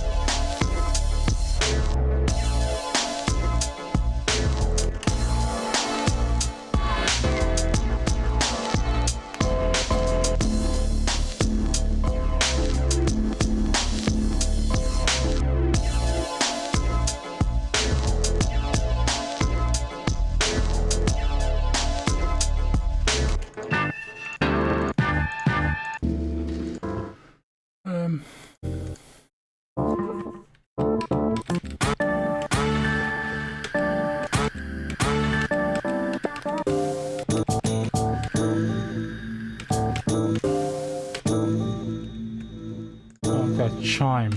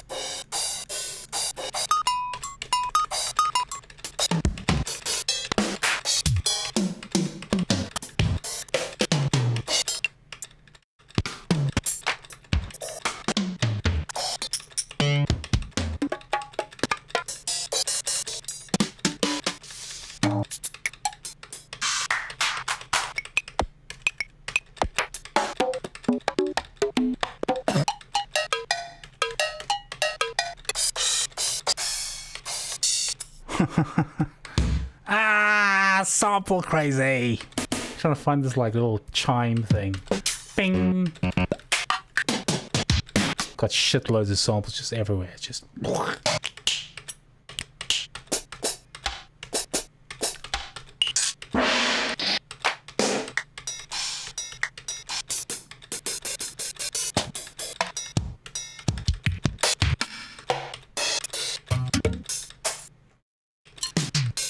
Look what I fucking called it. There's loads of fucking shit, dude. That's just a subfolder, bro. Look at all that. There's tons of stuff over the years. And then this folder, you know, it's just ludicrous stuff.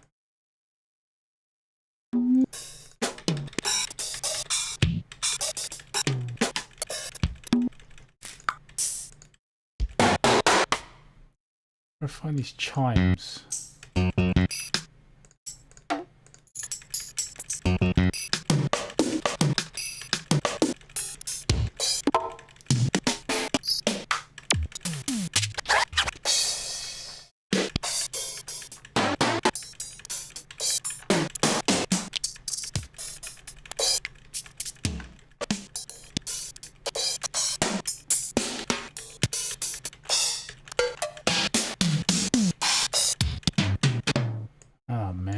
Let me see if I can just...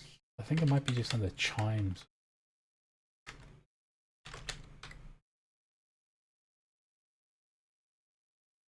Not China. I don't want to China. I want chimes.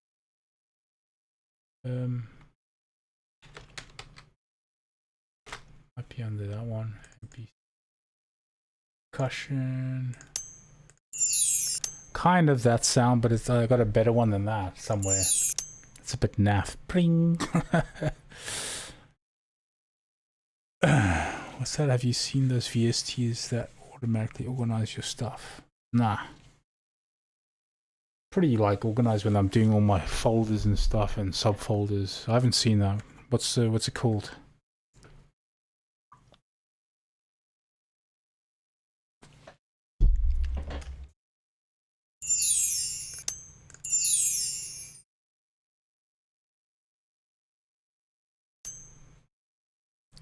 Pring. A weird sound. Pring. I want it louder. Got a better one than that somewhere.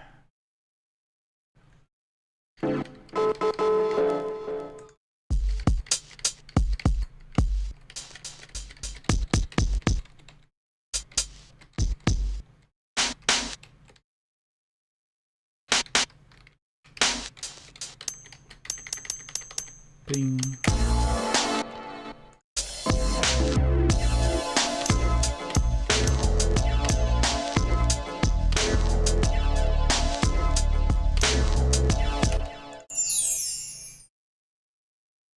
I don't know about this wind chime shit.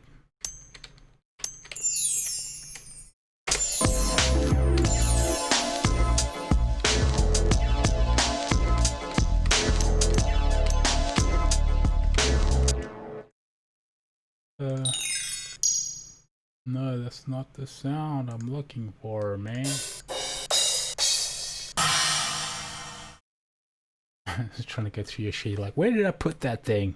God damn it! Where did I put it? Might be on the NPC.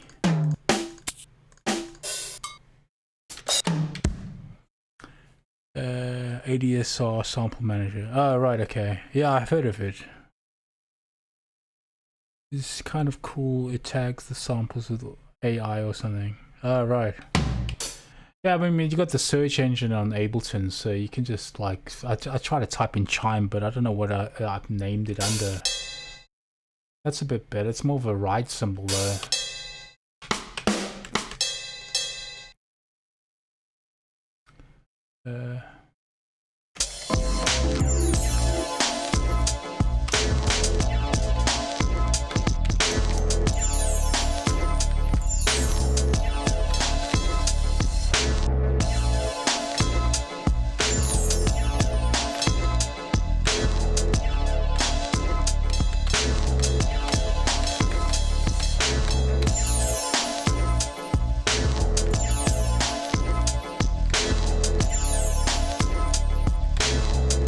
Those wind chimes actually kind of work.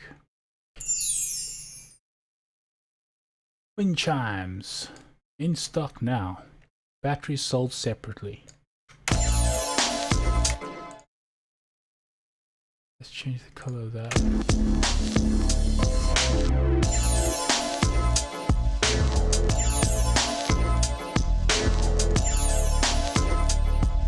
Too often, too much.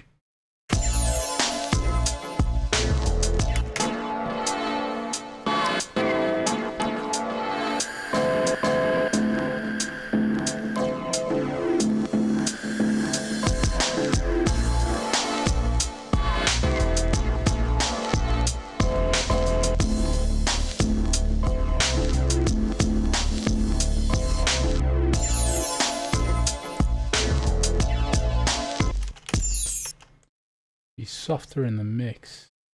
So loud, man. So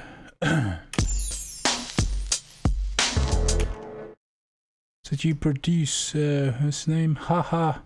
I don't know how to say your name, dude. Your username is haha etc.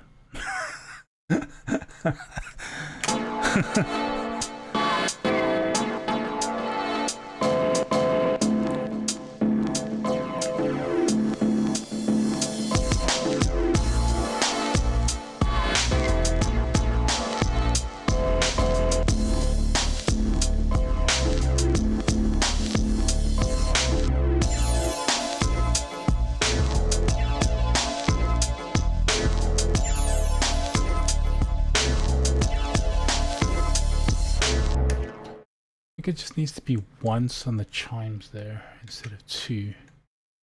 I'll have to find that other chime that I have. It's like finger symbols or some shit. I don't know what they're called.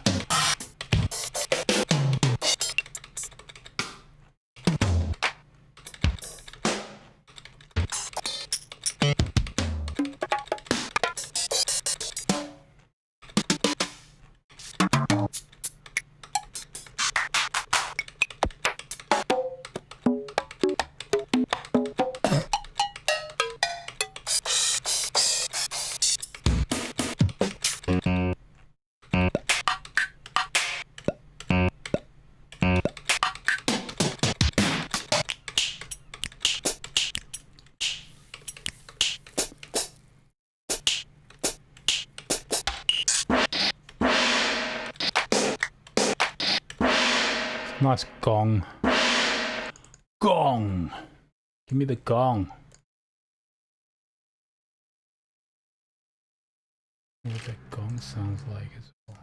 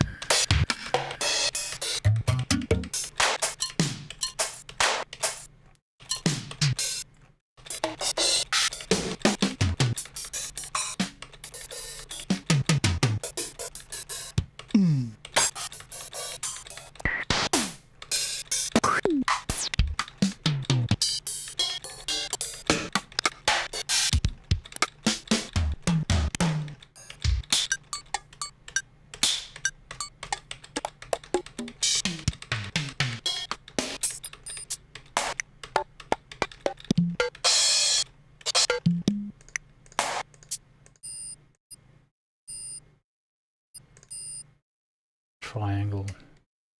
Oh well, I'll figure out some other time. That's pretty good for a sketch for today, anyway.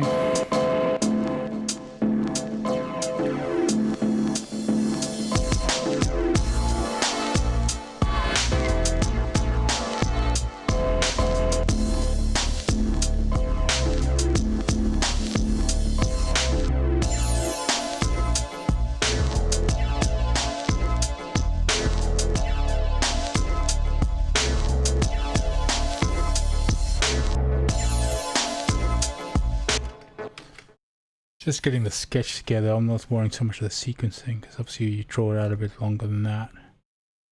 Anyone just joined, you can kind of hear some demo samples here of what I've got from. We're going to put an album together for people to use on their broadcasts and live streams and shit like that. It's 6-track demo reel here of some of these hip hop kind of golden era style tunes. It's like mixed together, like it's like almost like a mixtape, but there's 6 tracks in it. So this is what I have ready.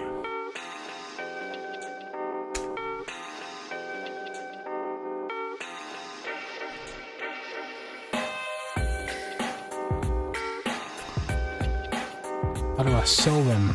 Well, I mean, I've been doing this stuff for quite a few years. This will be like a different type of thing. I mean, there will be registered tracks, but then just like maybe put them up as a like a playlist on YouTube and SoundCloud or something, and then just people can find it and use it, you know. I mean, these days, I mean, the way the world's going right now, everything's fucked, so everything's like being pushed towards monetization, you know. So SoundCloud's monetizing, then it's Spotify's monetizing, then Amazon's monetizing, do you know what I mean? Yeah, that's how you would do it. Performance royalties. So you get it registered with, you know, whatever company you use. I got like PRS, so you register the tracks. You say that it's free for people to use, but you're getting paid every time it's being used, you see. You can see how it is with YouTube now. For example, say if I mean, I do other stuff when I broadcast. I do 3D modeling, design and art and illustration and DJing and music and games, you know, a whole bunch of stuff. Maybe bring up the electric guitar, you know, whatever it goes. But when I'm using like music in the background, YouTube is starting to automatically add stuff into your broadcast if you haven't like put the tracks there. So that's how they're kind of getting around it. They're not going to mute it. They'll just add the copyright of the tracks into your broadcast. Say you left it on YouTube, and then that way the people are getting like paid whatever 1 cent every time it plays. Whatever the amount is, something really shit, basically. So this is what you're hearing right now is snippets of the stuff I put together. So I think it's 6 tracks in this demo you're listening to right now. So this track I'm doing today will be added to the pile, you see.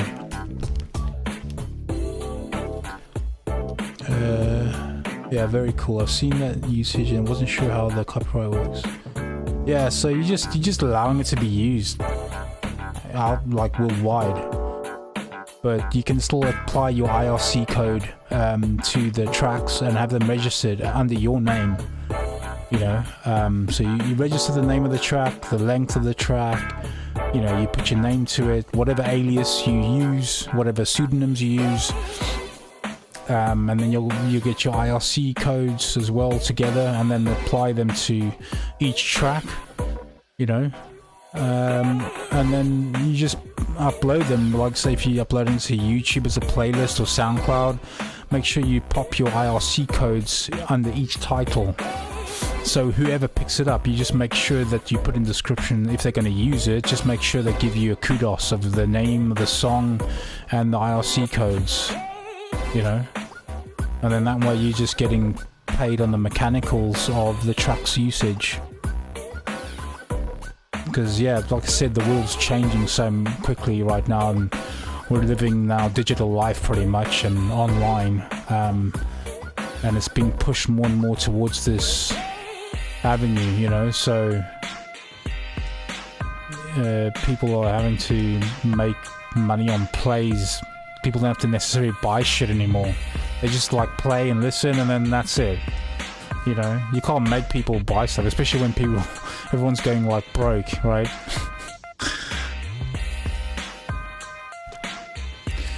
This is track 5 out of 6 we're playing right now.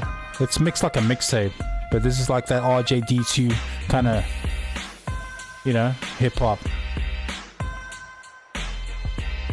So it's going to have a lot of dynamics, you know. There's 6 tracks in here, right, playing right now. So this is the 5th one, I think. Ding, ding, bow.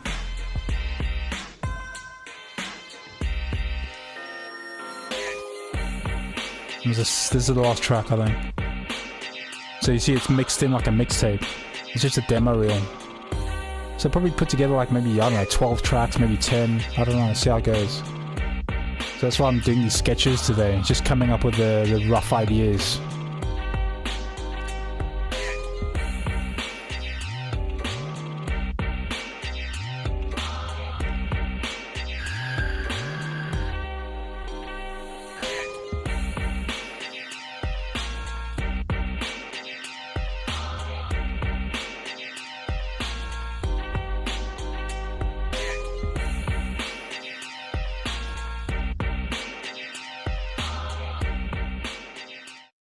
Yeah, so those are the snippets I have so far with that style of music. You know, it's more golden era style hip-hop, like experimental kind of instrumental stuff, you know, which will be fine for people that use it in their, you know, broadcasts and whatnot. So let's have a listen to this sketch again here. They're probably going to try and do like a sketch a day, you know, kind of thing.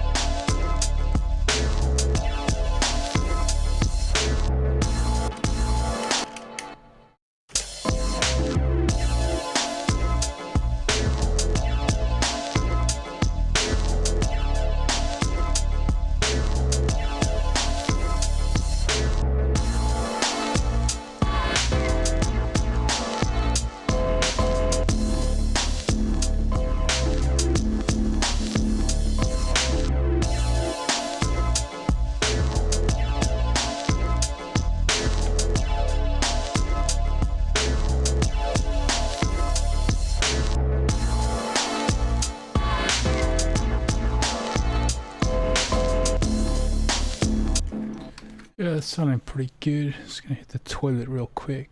Toilet break! Leave you some tunes playing in the background here in the meantime.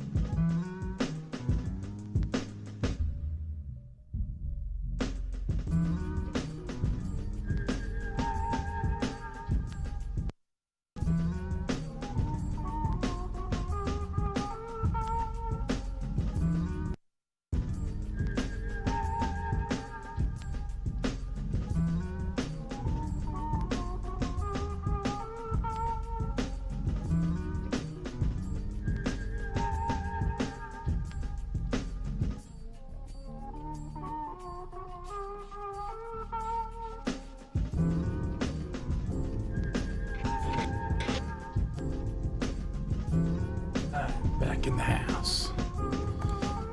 Fill up on my vape here. How we doing on time here for today? Because I'm gonna play some games later.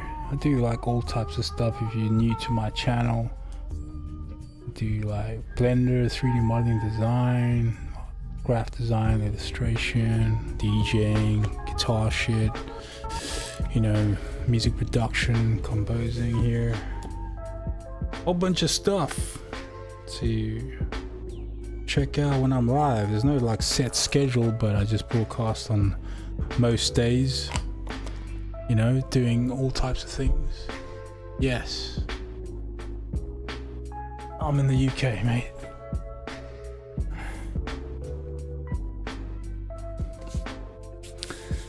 But yeah, I don't have really like set schedules. I don't like to, because it's like some days you like wake up, you kind of go like, I feel like doing this today, then I just go on that feeling, you know, and I can't be like, oh, Tuesday Abelton days, you know, and Friday fucking you know, whatever day, you know, just go with how you feel. Oh, Florida, why unfortunately? Miami, Florida, man. How's things in Miami, man? Miami. Things pretty crazy out there, right?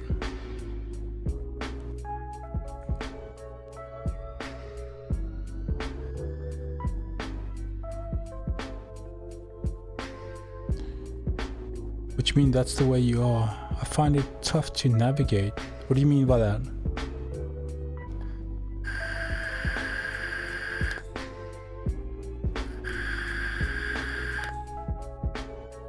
I was gonna go to Miami, man. I got like a friend that's out there. I don't know if they're out there at the moment. I got two actually, yeah.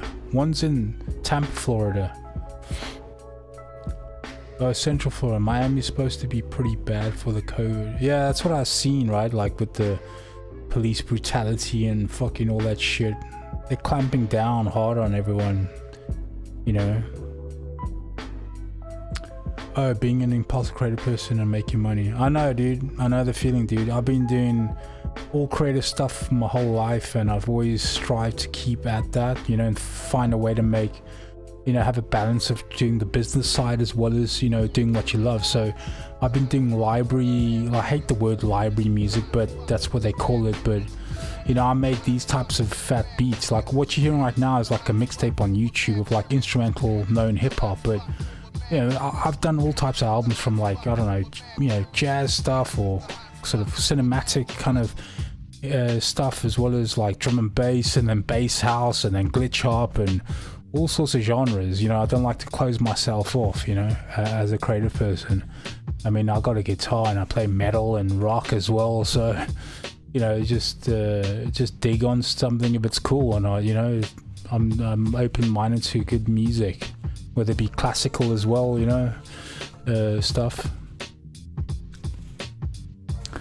Yeah, I mean, there's stuff that's going on worldwide right now. I mean, no one's trying to really sort of talk about it as much. I mean, they're doing a lot to divert the attention of others to certain things, you know, distractions. But at the end of the day, it's the collapse of the economy worldwide. It's, you know, it's supposed to be bigger than the Great Depression. So, you know, have a virus, for example, can seal up all trades and close down businesses and all that shit, you know.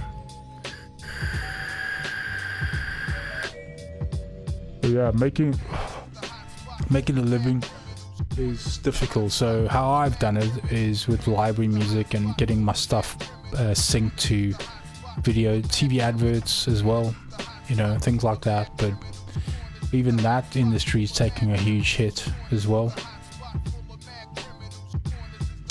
Yep, it's pretty fucked. So that's why I'm just like broadcasting, man. I just do my thing and I press live, you know.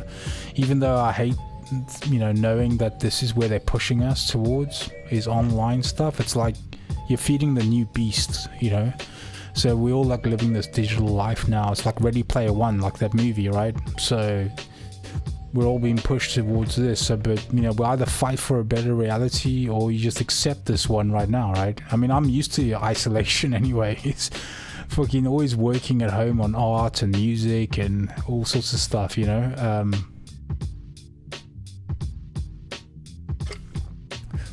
Yeah, the sync placements really interest me, as I feel I'm open to many genres, not interested in cloning murder beats. Yeah, no doubt. It's just very difficult these days, man. Like the way everything, we all get affected by this collapse of the economy. What's up on YouTube? Killy E. Wow, what's up? Right now you're just listening to background music because I'm busy talking while I'm just like chatting to some peeps here. That's not my beat playing right now. I'm just doing some sketches today. I think you missed out when I played my demos of the stuff I got at the moment, but you can have a listen what I've got today. It's just a sketch. Keely E.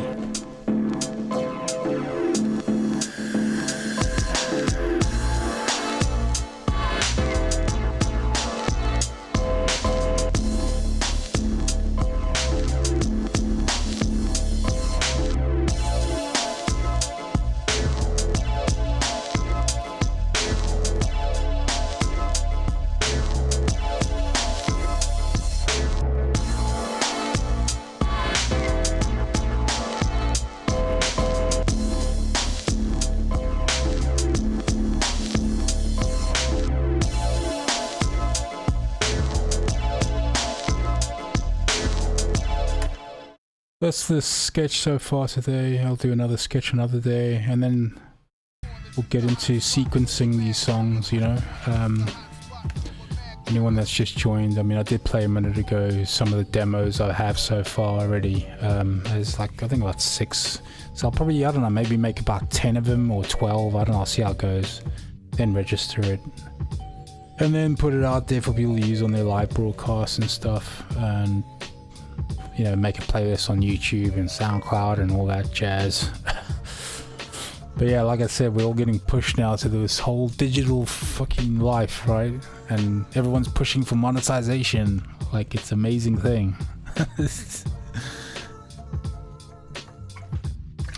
So I can't stand, like, you know, when you get like PlayStation, right? It's by default the apps on the PlayStation have got like Spotify, for example, and Spotify, like for example, pay musicians really shit, but it's everyone's on it, and especially like just, you know, just everyday people are using Spotify, so it's like everyone's pushed towards that. But SoundCloud pay, I think, a bit better than Spotify, and I think YouTube as well. But yeah, so monetization is really, it's pretty shit. It's still a new thing. All this stuff is quite new. This whole world, this whole reality we're in right now, it's still a new thing. It's in its baby stages still, right? It's scary because teachers won't be able to low-key teach kids truth. Yeah, I mean, you're gonna get like a lot more people now doing online courses and stuff. I see it everywhere. You know, everyone's like, hey, come and, you know, sign up here and do an online course and this and that, you know what I mean? The digital classroom is going to control public disclosure. Yeah, I mean, you've seen in what's happening in China, so you can kind of get a glimpse of where things are heading, man. It's pretty crazy.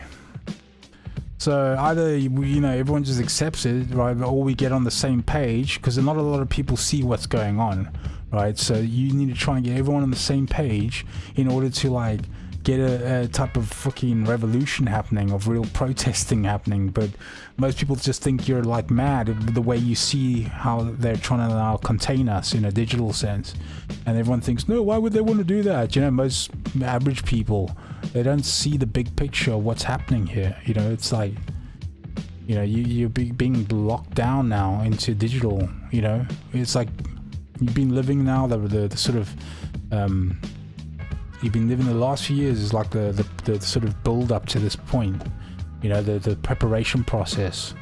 You've been buying into it, you know, you thought, oh, that's a new upgrade phone and this and that, and everyone's like uploading their shit online, you know, on Facebook and Instagram and living that life, and then now you're just left with technology now and stuck in that world. No, they block it out because the ego protects itself. Yeah, but I don't have time for people that want to be like asleep, you know. It's like, I see what's going on. I mean, for example, like say platform like Twitch, right? It was started out maybe 2012 or something. It's still very new, right? And they use NASA and Kanye West, as vehicles to steer the people to come to these platforms. They've always used celebrities and certain things to steer people like towards somewhere, and now people are like more and more plugged into this Twitch life and everything, and Facebook and Instagram, and it's just non-stop, right?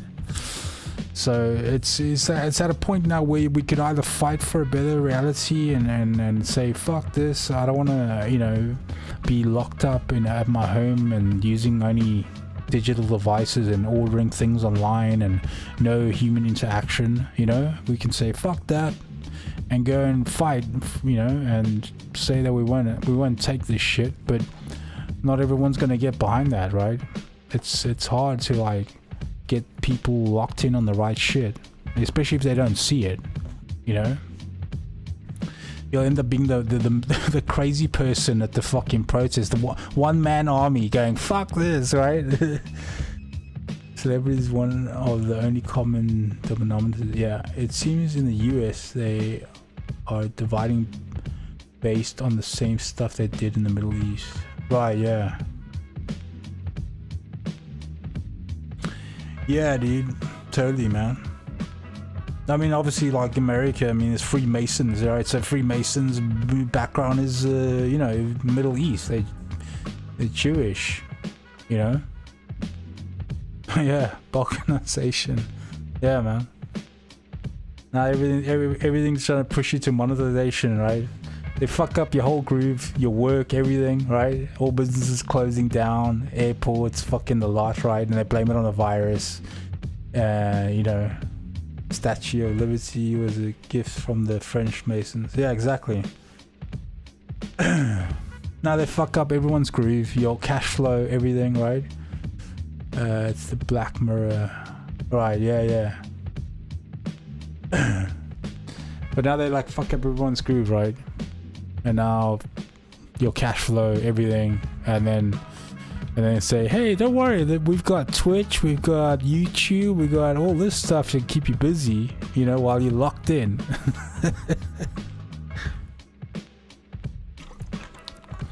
All your hard work over the years just gone down the drain, pretty much, right? And then push you online. Welcome to Ready Player One life.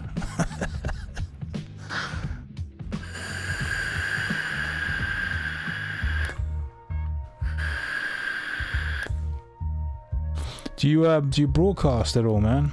Anyone else in the chat broadcast? Don't be shy. You can say what's up. You can chat. I think a lot of people just lurk and people's minds are occupied, and some people just can't really talk. It's just kind of like, huh? You're speaking my language. Yeah, no doubt, man. I'm switched on, but I'll be the crazy guy at a protest, at like a one-man protest, because no one else gets it. So I'm not gonna become a martyr for for people. So, everyone seems to be kind of okay with living like digitally. It's not healthy for us, man. We gotta have human interactions, but they're dividing it more and more segregation right now, with the tools of digital stuff and social platforms. Look how it is with social platforms, like communicating with people with text and shit. You can't see people's reactions and body language in their eyes when you're talking, so there's a lot of more misunderstandings happen now through text. That's why everyone becomes so sensitive online and touchy about shit, and too many misunderstandings are happening. Everyone's getting locked into the digital way of communication, which is it causes a lot of misunderstandings, and a lot of people become very like, lack of a better word, they become like sensitive bitches, like, oh my gosh, they said this to me, and then they're like, I'm blocking you, it's just like yeah, exactly, man. You know, they feel like they get all brave as well behind their phone or some gadget, you know, because they, you know, they feel like they're untouchable, right? And they can be anonymous and whoever. It's like, it doesn't promote any good well-being. You know what I mean? Like, and you know, good moral structure as a person. You know, it's breaking people down, and as well, you know, like I said, it's segregating people massively now, especially with lockdown, and people are limited to people they want to see and shit, you know. So yeah, everyone's getting pushed more and more apart, and that works for the machine. Yeah, exactly. It's prison, dude. Welcome to the Terror Dome, just like my man Chuck D said. Welcome to the motherfucking prison dome. You got CCTV footage everywhere, you know, the installations of 5G going up everywhere, you know, harmful EMF, EMRs, you know. It's like a concentration camps of electromagnetic energy frequencies and radiations increasing. And you look at China's is fucking through the roof. That's probably why the Asian hornets ended up migrating to the States and even the UK, because to them, a smaller you know, insect, those frequencies are pulsating and they hit them a lot more than us, right? So they get affected, and they're a smaller scale, and they probably migrated because of the newer installations of all the 5G tech and whatnot in China and Japan and whatnot. Yeah. And you know, when people think this is all like fucking crazy talk or tinfoil hat shit, it's like, it's real, man. Shit. Oh yeah, they piloted a lot of tech in the UK first. Totally. Wow, about the Hornets. Sounds like a good theory. Yeah, man. I mean, it's dangerous stuff. In my house, I only use Ethernet. I don't use Wi-Fi in my place. And I've got as well a Himalayan crystal type lamp. It's called a lava lamp, and it basically it projects negative ions when it's on, and negative ions into my air, in my surroundings, which help to deflect as well harmful EMRs and EMFs, as well healthy oxygen, and as well it promotes good moods and mental health as well. Is anyone concerned about the planet? It's bonkers. No, man. No one seems to give a shit, right? You know, they're just like letting it all fall. So that's what I said earlier, like trying to get people on the same page to go out and fight for a better reality. It's quite hard. You got to get people to see what you see, right? In the most simple form that you can maybe explain it, right? It's hard to get everyone on the same page with this shit. So it's like, you know, seeing like, for example, like the control thing of BLM, and people get out and want to do that because some people were just jumping on the fucking bandwagon because they were sick and frustrated of like being isolated, and they were like, yeah, BLM, and they just want to get out the house, and just thought that was a good excuse to go to some event to protest just to get out the house and fake caring about it, right? And that's like another form of control as well. It's been blown out way out of proportion, funded by billionaires, you know. But if we start getting together as a collective consciousness and saying, fuck this, we don't want to be trapped at home living a digital life only, and you know, and trying to fight for those reasons and a better reality for us all, then, you know, we could be at a better place. Imagine if we were all self-sufficient more, man. Vampires, yeah, man. Imagine if we lived on a planet where we were more self-sufficient, and we were like had our own acre of land, and you know, you were making your own crops, and you know, you had some you know, off the grid type of electricity. Like if it's a Tesla coil, that'd be great. None of the solar power stuff, but solar power still works. But you know, Tesla coils, man. If you need electricity and stuff, right? That'd be kind of cool. And everyone will like go back to this sort of like, you know, everyone have enough time to like do their crops and water their plants and shit, right? And you trade with your neighbor, like old school trade, like, hey, I need some like fucking lettuce. Do you have some? I ran out of lettuce. And you go, yeah, sure, I need some sugar. And the old school trade again.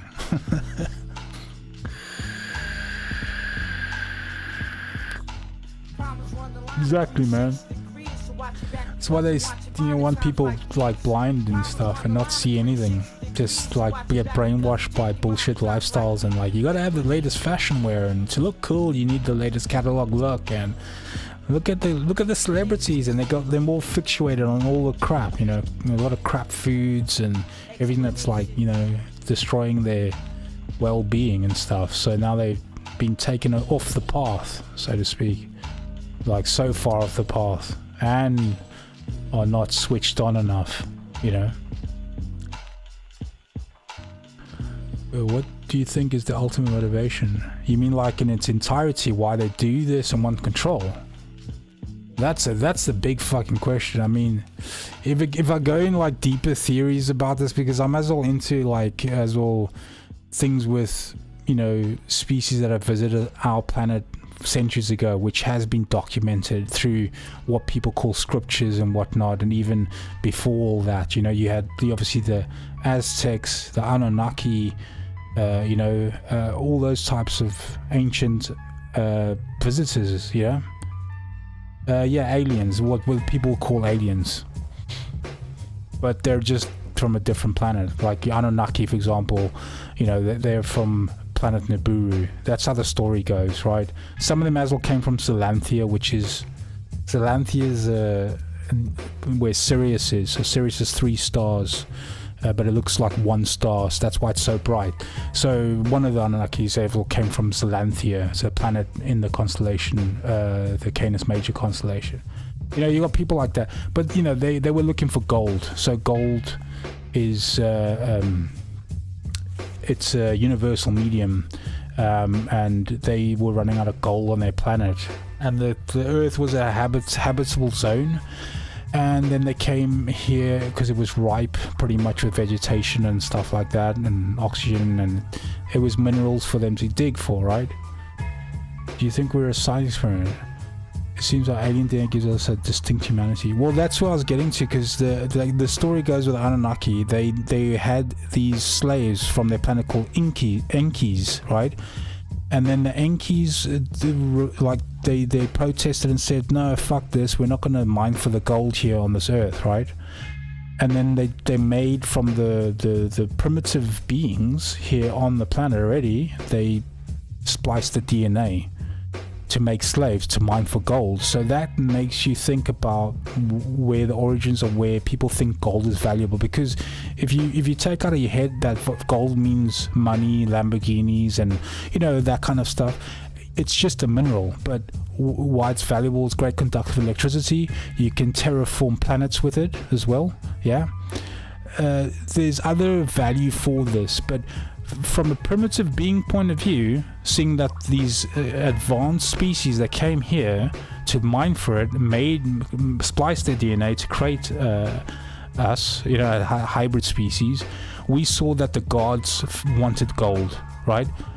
And they were like, you know, we want gold, and the primitive people would be like, wow, the gods want gold, so that means it's valuable. So now people have been stuck in that whole evolution of their progression as a species, thinking that gold is valuable, it means something, and it now becomes, to this day and age, that it means money and paper, that paper money, right?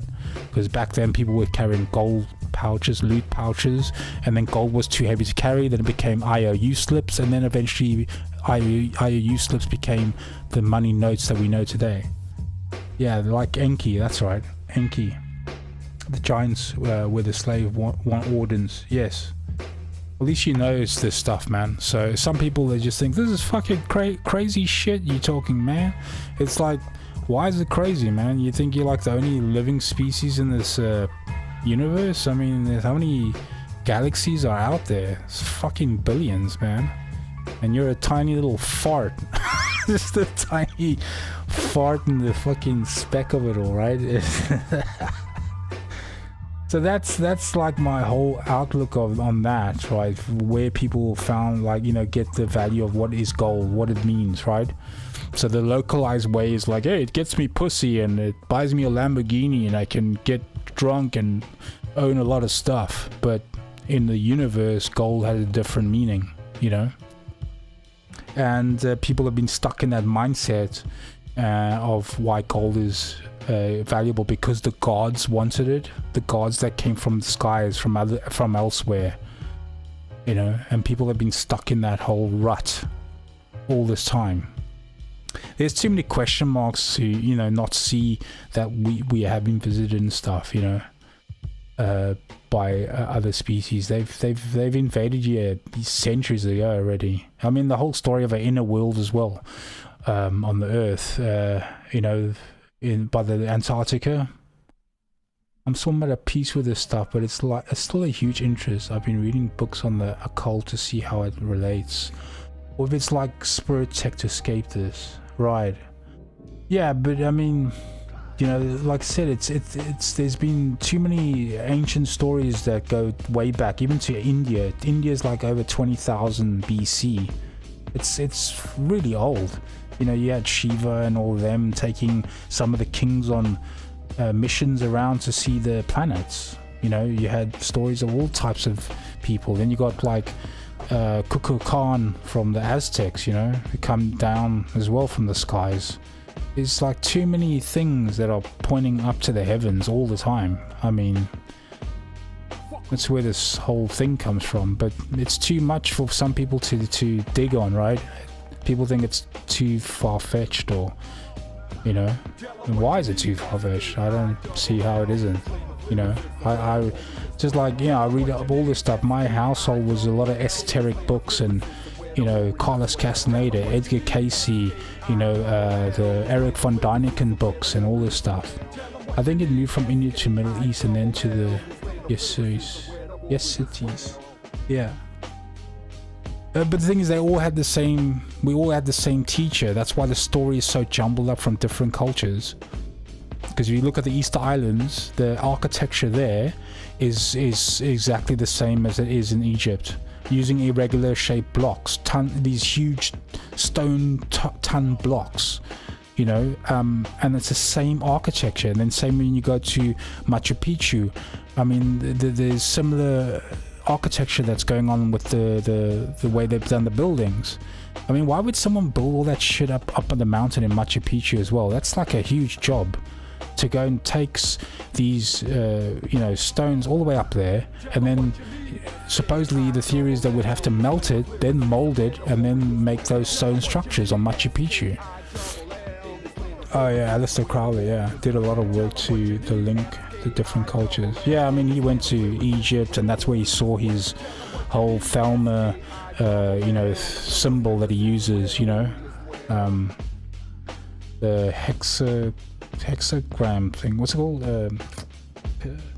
Forget the name now, but you know what I mean. That symbol that he uses for his Thelma theory. You know. But you know what I would like, you know, because Edgar Cayce is one of the, like, you know, he has about 15,000 predictions archived in Kansas or something, and one of his things is saying that he predicted a lot of stuff that's come. I mean, about 88% they say of all these predictions have come true. For example, the Atlantis being discovered at the Bahamas, which happened in the 60s, and he predicted that, for example. But there is as well something he said. There is something for us humans as a race worldwide. There's some valuable information in the Sphinx, inside the Sphinx. On, I think it's like where the head is. There's a chamber inside, and there's a chamber as well at one of the foots at the bottom. Sorry, at one of the chambers in the foot of the Sphinx. And he said that there's valuable information for us in the Sphinx, but obviously with politics and stuff, it's not going to be easy to get into the Middle East. I mean, even you know, if you watch the Ancient Aliens documentary, I mean, they got the approval to go into one of the oldest pyramids, which was prohibited for so long. No one was allowed to go in there, and especially with cameras and photography, so it becomes a political thing, you know. But you know, that would be something really interesting if they actually we were able to go into the Sphinx and find out. I mean, the only thing they've been able to do is use those devices to read. You know, like when they're trying to scan the ground for things below, like 6 feet below or some shit. and it uses frequencies to bounce back and back up again, and they can see if there's maybe stuff deep down the ground. They use similar things like that on the Sphinx. Say what? My grandma worked for him, I think, or worked at a new age shop years ago in Persian Beach. Worked for who? Who's that? Worked for who, man? Sonar.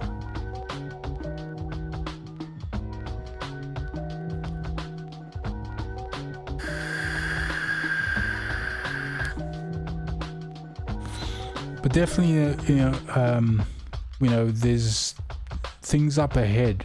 Like supposedly as well, like a golden era. I mean, Edgar Cayce has all predicted that as well. So it's almost like return back to the sort of golden era, like of what would be like the Atlantis times, because we are entering a new age. So it's supposed to be heading, like, say, for example, back to now age of, like, say, Aquarius. And that's when Atlantis was as well. Of what we know of the information of Atlantis, like covered mainly in water and stuff. Let me fact check. Alright, cool, just check it out, whatever you were looking for. But that's, another thing as well to bear in mind as well, is that we're heading to as well this golden era sort of age once again. So it's like come full circle. Okay, so Tom Johnson started Heritage Food Store. Oh, right. I don't think I've heard of him. I thought for a minute I thought it said Hermetic Order or something. Hermetic Order of the Golden Dawn. For a second I saw Heritage and I saw Hermetic. Oh, they're based on Edgar Cayce dietary recommendations. Right, yeah. See, like Edgar Cayce as well, like, no one really talks about him as much, but he's really out there kind of dude. He's really channeled into his stuff deeply. He's known as the Sleeping Prophet.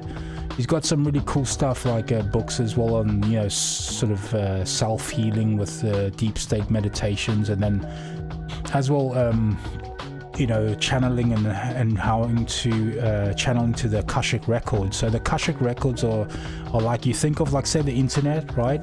And you're trying to, like, go online and Google whatever. It's like it's a natural version of that in the universe, where he taps into these time strands everywhere, and then he's able to predict things in the future. I bought Damien Ekios' new book on angel magic. Alright. Well, at least you spelled magic right as well. Magic. This is the way Crowley spells magic as well. It's crazy because this was passed me from my gran. Oh, really? Yeah, man. You see, like, your grandparents, or even your parents, usually are tapped into far better stuff. Not all, I guess, but I mean, the upbringing I had was all this kind of out there stuff. We had everything from the Book of the Dead from Buddha's, or it's an esoteric book, and then it's like Aleister Crowley stuff, or it's like all sorts of things. It'd be like books of like the Bible and the Quran and whatever, and we just got to dig all of it. We had good music, Jimi Hendrix, Led Zeppelin, all that kind of stuff, and all this good books to read, and information, and the new age shit. Yeah, like the whole thing of like calling it a new age shit, I don't think it's moved anywhere. Do you know what I mean? And everyone goes, it's a new wave, it's a new thing, but it's like we keep on coming back to it, right? As soon as like things go fucked up in the world or whatever, we're having to reset and go back and find our traces back again. I mean, I, for example, haven't lost my way. That's why that term, the rolling stone, you're a stone. You're like, you stay in your way and you just roll on. The rolling stone, like, I haven't moved from my point, in my life, like, in many ways. Like, I've kept who I am, I know who I am and shit, you know what I mean? And some people kind of get like pulled away from these paths, like, especially when it comes to the way of the system is, and trying to pull people away into inverted powers, being self-obsessed and selfies and all about your ego and having a status about yourself around your friends, and you know what I mean? It's like having that bullshit job with that fake boss and being with fake people. Hey, how's it going? You know, buying into the Matrix like type of shit. Yeah, so I'm just fucking stuck to who I am all these years. You know, exactly, man. We have everything for you. Just join the system. It really works. Ha ha ha ha ha. Welcome to the Matrix. Ha ha ha ha. But you know, going back to that point, what you asked earlier, like, what is it all for? I mean, what if, for example, all these puppet politicians are taking orders from these fucking ancient type of, you know, alien types? Yeah, that's why they don't seem to make any sense. And when they're not pleased, they'll just fuck shit up until you start getting it right. I've been trapped in the Matrix for about 5 years, and I'm coming to terms with the fact that I'm not cut out for it. Yeah. A lot of people needed to go and drop some fucking, like, take the red pill. You know, just drop some acid and unplug everything and try and reset again. So I hate, like, with people that they say they've done ayahuasca or LSD and then they don't come back switched on. Like, they don't have anything that, like, inside them that's, like, worth to talk about. They didn't like connect or get deeper. Right? And then you think, oh, that's a waste of fucking ayahuasca and trips, man. I mean, ayahuasca was given as well, like, as, you know, from the gods. They gave people agriculture, mathematics, astronomy, art, music, all that stuff. Those were the gifts of the gods. And then Aswell said that you can use these things like ayahuasca to help, you know, heighten your senses and connect with your surroundings and with the gods. New people just vape DMT. Oh, really? Can you get DMT on vape? I didn't know that. I know you got CBD, but I didn't know there's DMT. No, it's not. I mean, I've done lots of stuff over the years, and for me, I just go on my own. I don't want to be around too many things. I want to be quiet so I can really get deep into stuff. And you can just buy a whole cartridge. Oh, for real? Is it out there in Florida, like this DMT for vapes?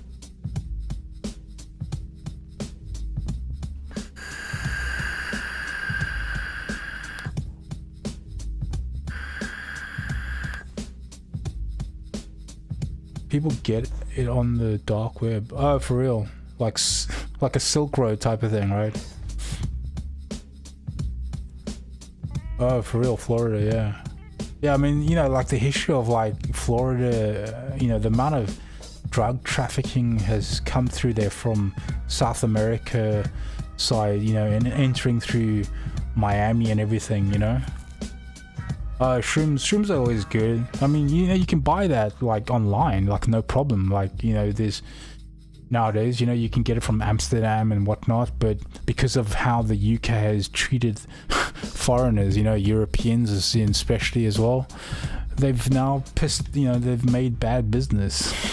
So no one wants to if you order, some sites will be like, it has an option for UK, and then you're about to make the purchase and then they go, sorry, we don't send out that way anymore. Because I wanted to order some just to have like a day trip, maybe go into the like forests and stuff and just go and mission on my own, just on some nice shrooms, you know. What's the one called? High Hawaii, I think it's called. High Hawaii.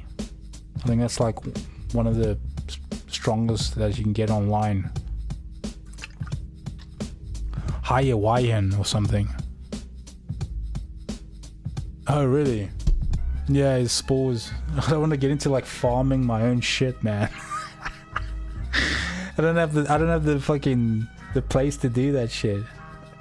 Yeah, the Hawaiian. Yeah, it's similar to that. I've heard that one as well. I think it's called just High Hawaiian. That's the name they gave it. But yeah, it wasn't a lot to buy as well. It's like for the price. But it'd be cool to just go mission and just be with like nature rather. Better like vibes in nature, right? Trees and fucking natural life, good vibrations, right?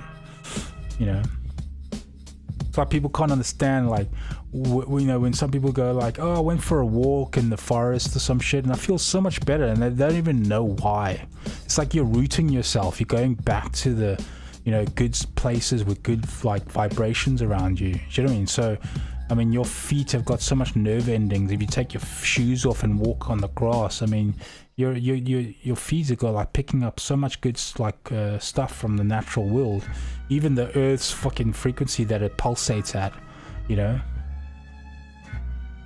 I visited the redwoods and it was the most powerful nature experience I've had. Oh, awesome.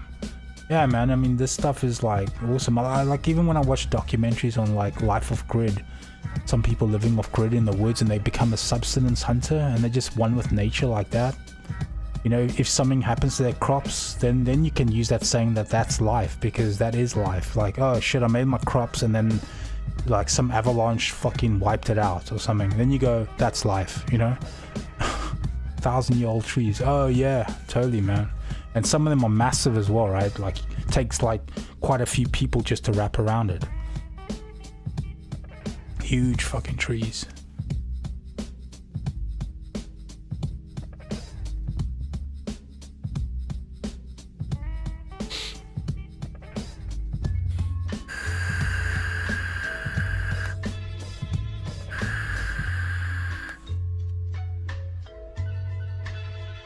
Yeah, I remember that one, yeah. They cut the hole through it and you can drive through it. They made like a little tunnel system out of it.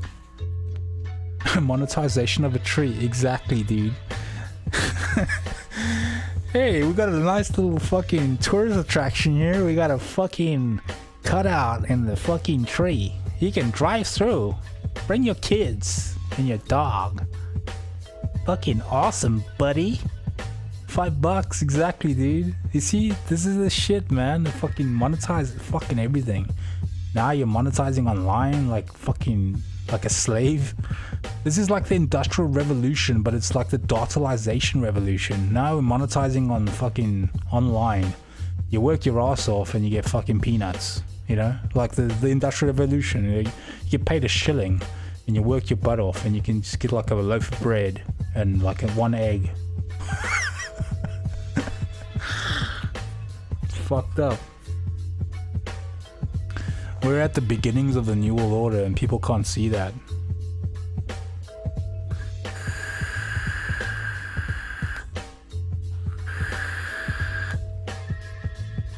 But you know, with the questions like we were talking about all the ancient alien stuff and stuff, you know, people always like, what's the meaning of it all and this and that. It's like, you know, that always questions come up.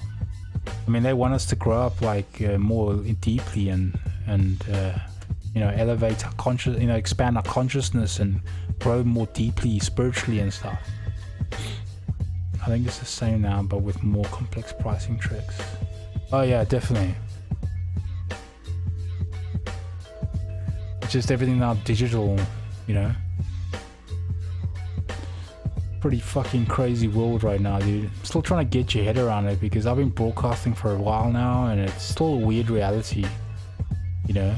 I just go online, just do my thing like I would be if I wasn't online, you know, and I just kind of like, and then some people chat like yourself come around and decent people come around that you can chat to and stuff, and you're like, oh, awesome. But it's just so detached, right? It's like me and a microphone and then someone across the, you know, a world somewhere else, you know. Super bizarre. Even people that are like local to your area are like, you know, texting and no one's like getting out enough because the outside is like, it's fucking shit, you know. The whole atmosphere is crap. It's not like attractive. Nothing is attracting you to want to go outside. You go out when you have to get groceries. You're trying to avoid like people and stuff, right? And the overall mood is just, it's very septic. You know, your air's been poisoned as well. Here, it's been very dry as well, the air. So, and you're having to wear this mask on and shit as well. It's fucked up.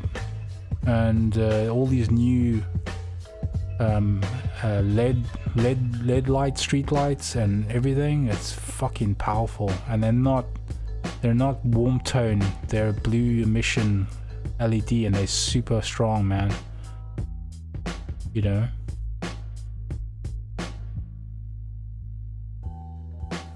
And then as well, in my area there's been an increase in hydrogen sulfide and methane, and they said that apparently someone fucking opened up some methane pockets by accident, like when they were digging and shit, and it stinks, man. It smells like farts, literally, because that's what methane as well smells like.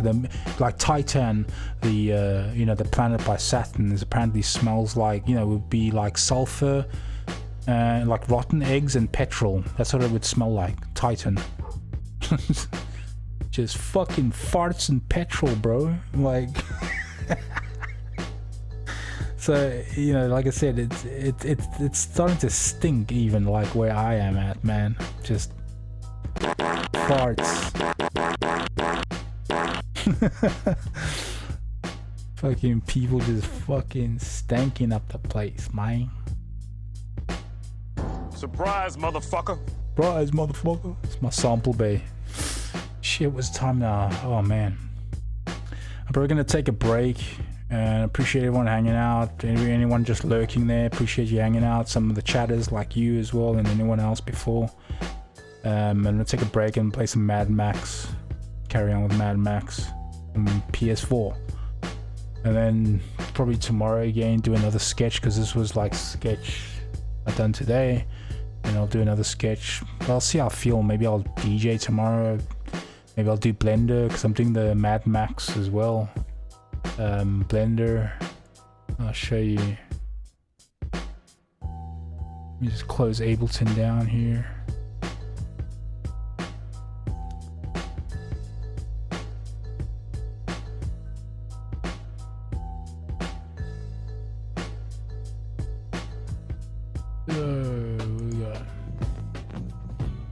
That's the Mad Max, so you know, I'll be doing that later as well, showing you on my way out. Obviously it's Ableton, but what I've done so far with the Mad Max.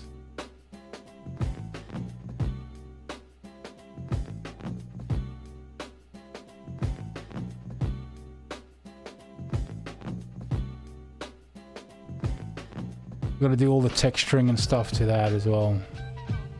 I need to get back on that another day.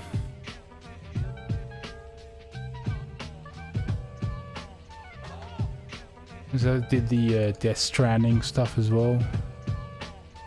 This was Death Stranding. I do all types of stuff, you know, so, you know, anyone watching and stuff, just hit me up on a follow on my Twitch and subscribe to my YouTube, follow me on Twitter, keep update to anything I'm broadcasting. So I do all types of content, you know. Why is it lagging? Come on, Blender. Shit's still loading. The fuck? That's the Death Stranding I've done as well. It's kind of nearly done, but yeah. 3D modeling and design for you.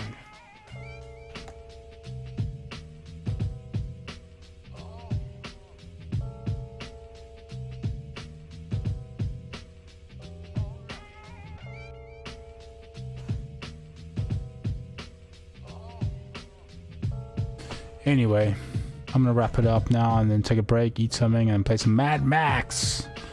Thanks for tuning in, everyone. Hope you guys doing cool in these crazy times. Don't forget, like I said, hit me up on the follow on Twitch, follow on Twitter for updates, and follow me and subscribe to me on my YouTube to keep up to date with all different content. Show some love, you know. Yeah, take it easy if I don't see you guys later, anyone later. And yeah, hopefully I'll be back again tomorrow, some more broadcasting, see what I do. I don't like to like say, oh, Wednesdays is Ableton, and then, you know, Thursdays is DJing, and then, you know, Blender is on Tuesdays. Tuesday Blenders. It's just whatever. When I wake up, I see how I feel. I'm like, cool, I'm gonna do this. So That's why I say you can keep up to date on my Twitter for any tweets for what I'm doing, whether it be on Twitter. I do Twitch and YouTube at the same time. Alright, peace out for now, man.